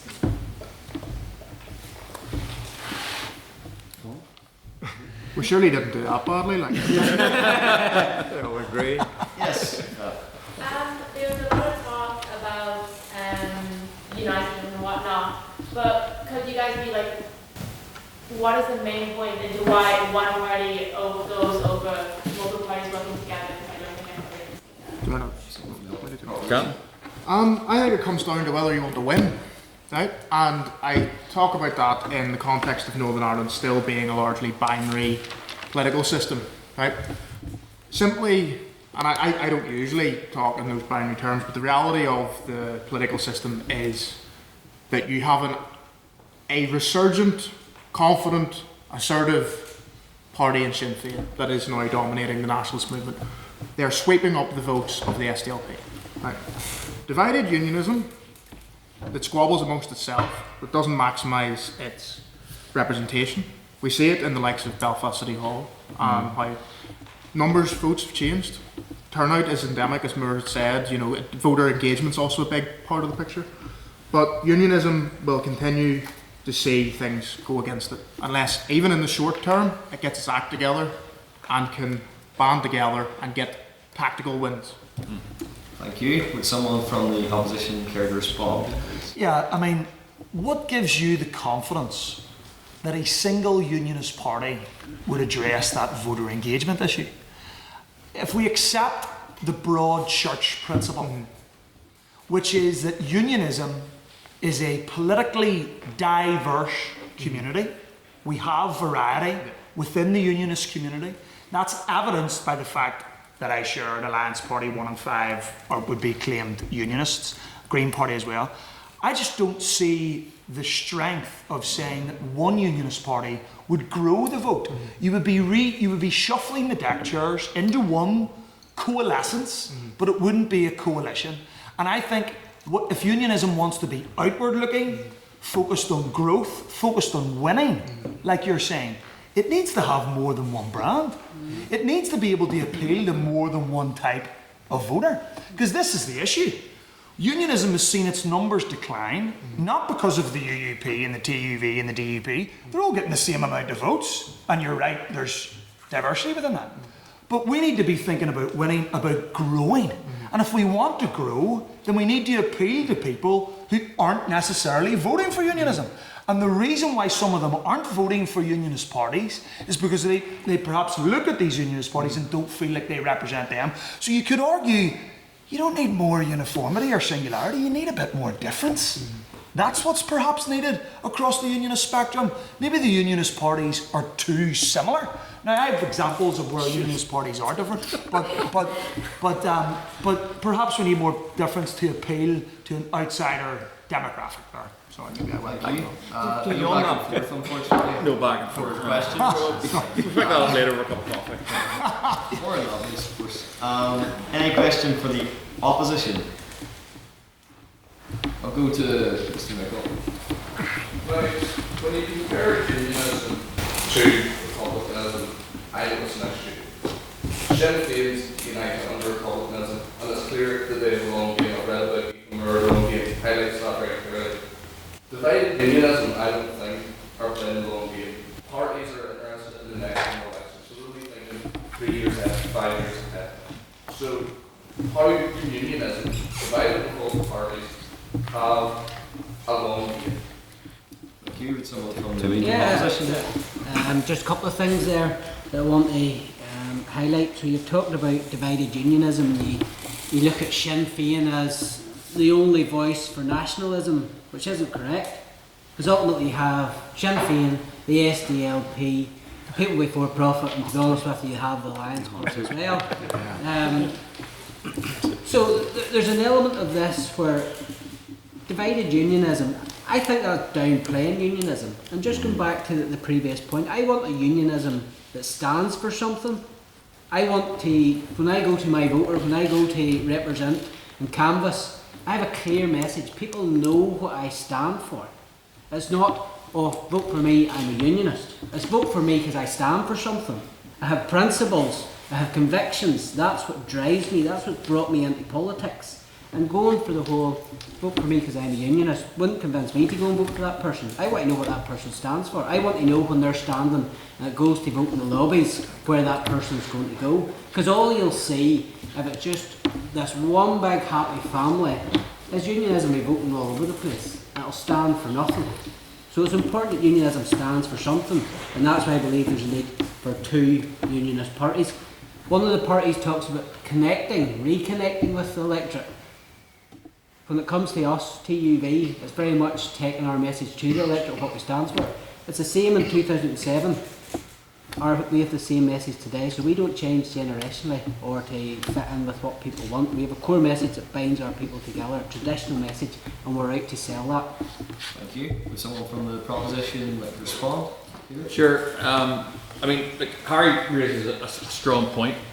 I'm going to pick up on where Moore left off, and we're talking about, and I happen to agree with him on diversity and having I know I'm on the other side of the argument, but I actually think diversity in this case is a strength. It can only go so far, and diversity will only work where there's transfers. So, diversity is not going to work in a first past the post election. Diversity can work when you have a range of views that run from very conservative to slightly more progressive within that unionist family. But that only works when people transfer. And they don't. I've seen that. I mean, I've stood on enough elections where I've seen unionists, vote, like for my party, DUP, maybe vote also unionist and stop. Or they vote TUV and stop. Or they vote also unionist and stop. Or also unionist TV and stop. That's just, we cannot, as unionists, we can't afford to do that. The wider point is not whether we have one unionist party or three unionist parties, it's getting people who actually are unionist to vote. So we looked at the boxes in East Belfast, and the number of voters between Short Strand and the Lower Newton Road was stark. Now that's a failure of all unionist parties to get those people. Those are unionist people, and we are not getting them out. And I don't think we can force all that onto those people, say, look, come on, you really should vote if you care about Belfast City Council, if you care about an Irish language sign.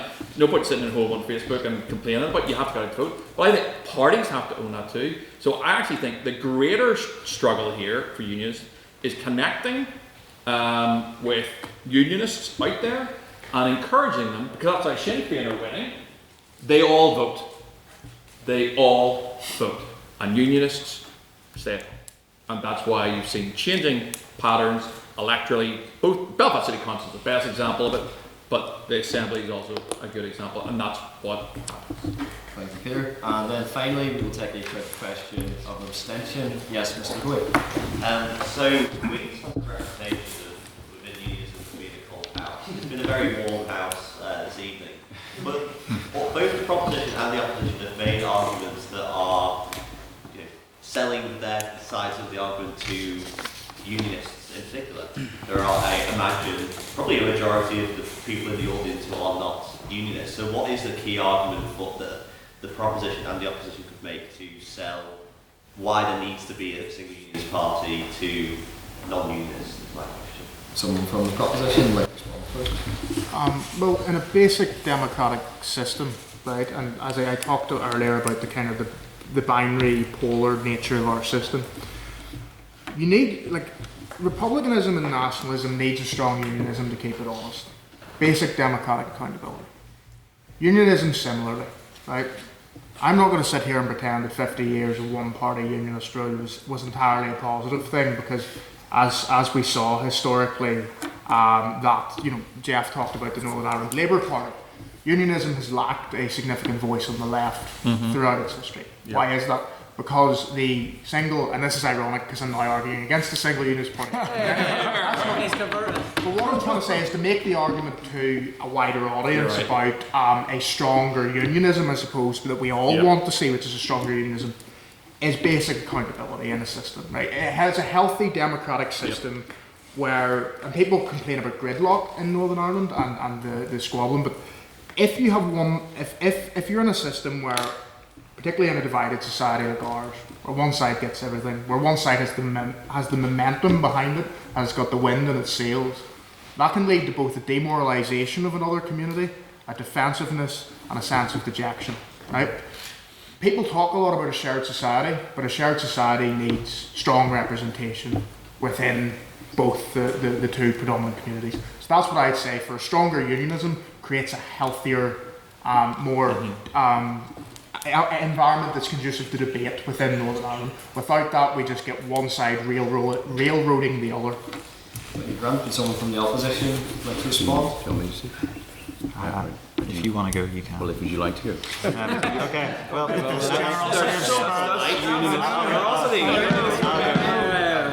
yeah, it's very important to articulate different voices within unionism. You don't want one massive party that will be bogged down trying to hold together a union of unionists. If you have multiple different voices, you can reach out to a more progressive view, those that might not see themselves identifying with conservative unionism.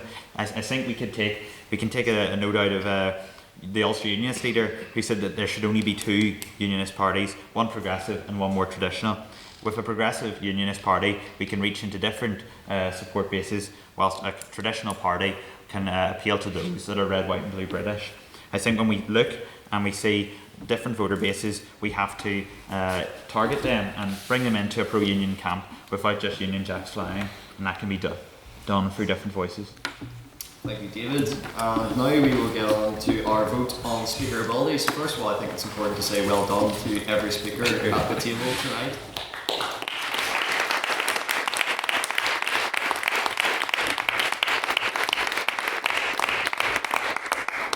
And just to clarify, the vote on speaker ability is not your personal opinion of the debate, but rather it is based on the presentation, rhetoric, argument, teamwork and engagement used by our speakers today. So without further ado, can I have all those who would like to vote for the proposition on speaker ability please raise their hands now.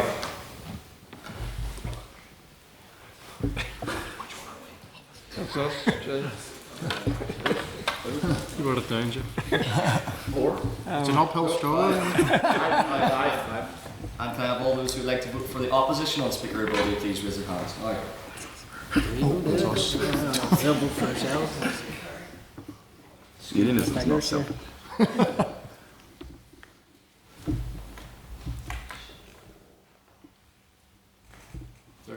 33? Yep. And can I have all those who would like to abstain on the vote on speaker ability to raise their hands now, please? Very nice. I thought there was a three each individual.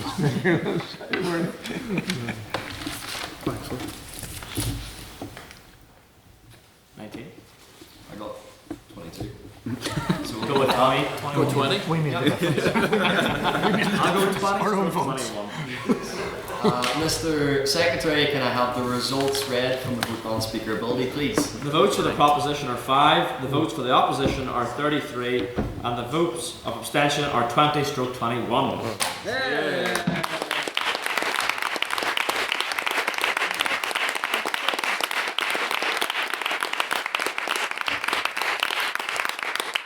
I'd now like to invite Baroness Hoey to make some comments on tonight's debate.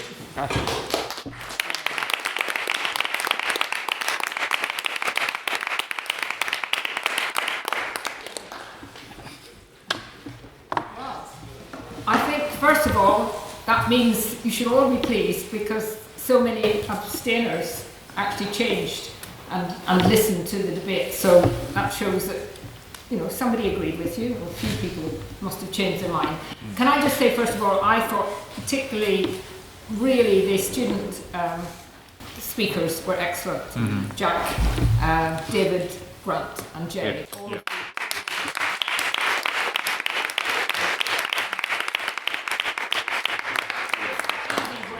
You're speaking to lots of people and also speaking to people with huge experience in Parliament and in the Assembly and other places. So well done. I at the beginning, I think I was definitely undecided. I mean, I wanted to hear the debate because I had my own sort of views, and I still feel that there's a lot of thought needs to go into before we would plunge straight into having one Unionist party. I just don't think that's going to happen. I mean, what upsets me most when I look now and I'm living here and I see more of it going on within elections is just how, despite the parties saying that they're all going to cooperate when it comes to the election, particularly in the proportional system, people, they do not pass on the votes. It just doesn't happen. And I did a lot of anti-protocol rallies where every single speaker from the different parties that were there at the time who were opposed to the protocol, some changed their mind a little bit later, actually said the most important thing, I always said at the rally, the most important thing, this was just before the elections were coming, is first of all to get people out to vote, because the turnout is shocking amongst loyalist, Protestant, whatever you want to call pro-union people, who, and many Catholics of course, vote for the Union as well. Let's not forget that there are some really, really excellent, well-known people like Charles Moore, for example, in England, who's always stuck up for the Union. But it just didn't happen. And when we said you must pass on, put your first preference, then your second preference, your third preference, it just didn't happen. So I don't think the public will even believe that you could have one Unionist party until they actually see in practice at an election that happening. And there's going to be an opportunity for that in the not too distant future. And I would say that, you know, what the leaders of all the three main Unionist parties have to do is put their ego away and actually get together and work out in a small room and mean what they say about cooperating, because it's not going to work. And I think that the important thing here is actually that we've got all three of the main Unionist parties working, talking here, being quite respectful of each other. A few remarks on the whole respectful, and I think that is the start. That we have to actually accept that what unites us is much, much greater than what divides us. All of us who are pro-union, and I like to use the term pro-union, because for me, being pro-union means that I am supportive and want to see the continuation of the United Kingdom of Great Britain and Northern Ireland. And that's fundamentally what unionism as a movement is about. But of course, we're all going to have differences on how we run the health service, how we run, what we think about the economy. All of those are different, and all of those makes it very, very difficult to have one overall Unionist party. But I think it's interesting that a number of speakers mentioned perhaps the idea of two parties, one that would be more into sort of progressive ideas, although I'm not sure that that's particularly helpful at the moment in the way the country is going, and one that wouldn't. But personally, at the moment, I just want to see cooperation. I want to see an end to the kind of tit for tat that goes on all the time, because that just comes across. And the media, of course, play into that. And I think one of the greatest things, the things that I've noticed most since I've come back to live here, is just how biased our media is, particularly the BBC, I have to say. Anyway, on the BBC, well, that might be worth having. Can I just say thank you, Mr. President, for allowing me to come along and listen. I feel very optimistic about our future when I see the cooperation that we've already had from some young people when I took them to see the Minister over a particular issue where we got all the parties together.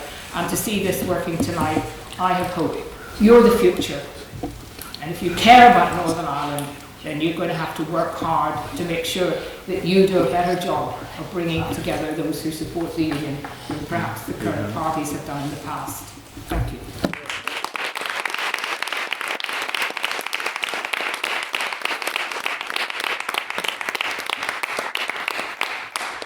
I just say once again, I'm sure it's a sentiment held by the House, House, we want to extend a massive thank you to Baroness Hoey for excellent co-chairing and such eloquent comments.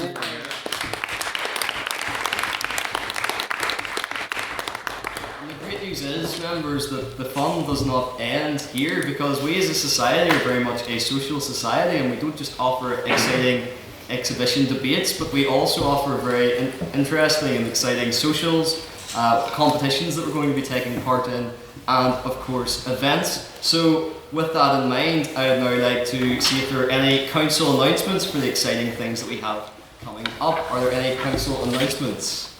Yes, Mr. External. Hi everyone, I'm Henry. I'm the external convener of the society, so anything outside collaborations and intervarsity debates with societies and most importantly competitions, it's my responsibility. So with that, a few announcements. So firstly, we have 4 teams and 3 judges going to the Earlsford Open in UCD in partnership with the LMH this weekend, so a big welcome for all of them. It'll be the second of 5 ILD competitions this semester, so really good showing from the Olympic back on the competitive stage for debating this year. Secondly, I'm pleased to announce that for the first time in God knows how long, the Olympic will be represented at the Oxford Union InterVarsity debating competition by 2 teams. So big congratulations as well to Jonathan Lassie, Beth and Ash, who will be representing the society.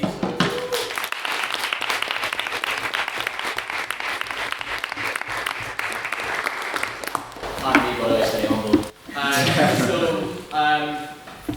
Finally, and this is a really important date in your diaries, so the Literific will be registering for 2 more competitions on the 29th and the 30th. These competitions are on the same weekend, but one is in Dublin and one is in Durham. So we particularly suggest that experienced speakers put their hat in the ring for Durham IB, as it will be a more competitive kind of setup. And then the Irish Novice Championships, which are expressly open to newcomer speakers, will be taking place in Dublin.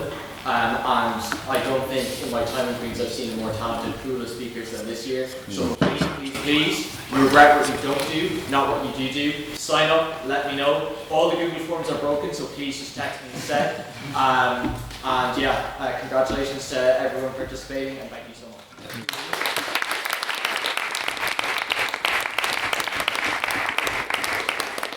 We also have an announcement from Madam Treasurer.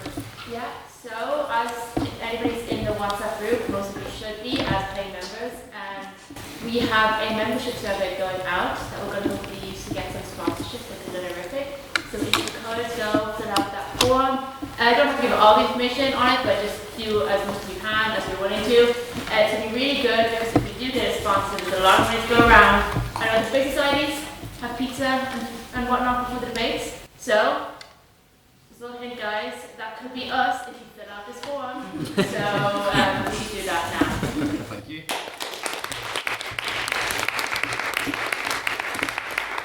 And finally, if we don't have any other council, yes, Mr. Evans. Yes, thank you, good evening. And I'd like to first commend all the speakers here today. You really all did very well. We have a lit talk that we are hosting in November 25th. It is an ecumenical dialogue between the Archbishop of, both Archbishops of Armagh, John McDougall, and Archbishop Eamon Martin. It'll be, not to leave the Presbyterians out, it'll be at Union Theological College. David's happy about that. And really we hope that'll be a good turnout and it'll be a great event. So we would love to see you all there today. David, we all hope it goes well. So thank you. It's going to be a very exciting event, so I would recommend following that, and you can follow that actually on our socials, but also I've seen some of our speakers admiring our very nicely printed term card, which outline all of our events in the back. As a health and safety provision, given that we are having 2 archbishops, I recommend that no one stand diagonally from them. Do we have an announcement from Mr. Schools Convener? As Schools Convener, minutes are outside my remit, so I do apologise extensively for Baker's incredibly long minutes earlier. And Daniel, thank you for making me wrap them up because I was going to get parched myself. Cheers.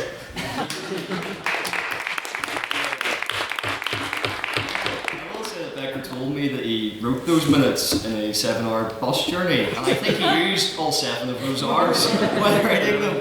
Do we have another announcement from Vice President? For you. Sorry, what? No. Okay. I give what?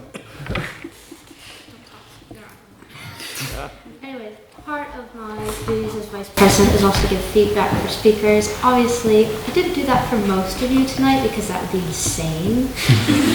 But for David and Jay, I do have feedback if you would like it.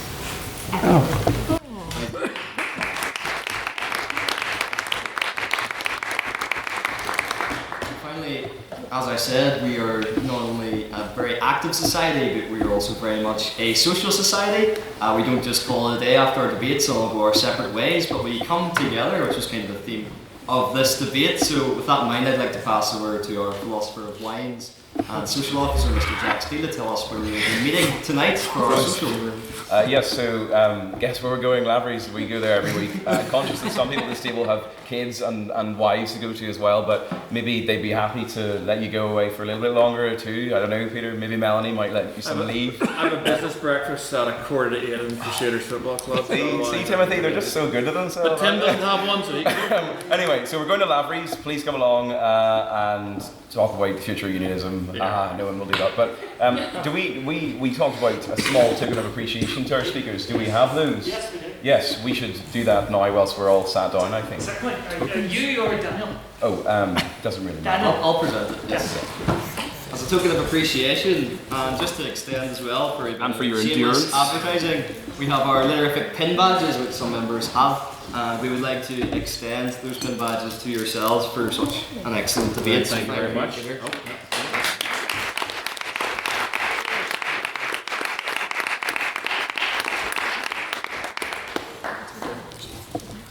Thank you so much. Yes. Make sure to wear them in storm. Yes. Do you want Timothy representing us? And of course, Baroness. Hoey as well. Thank you, Baroness.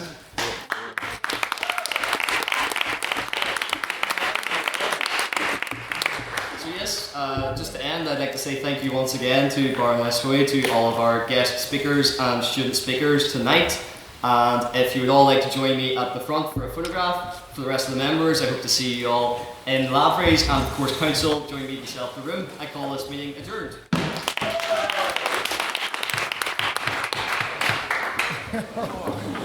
That was something different for me. No, here, great. I was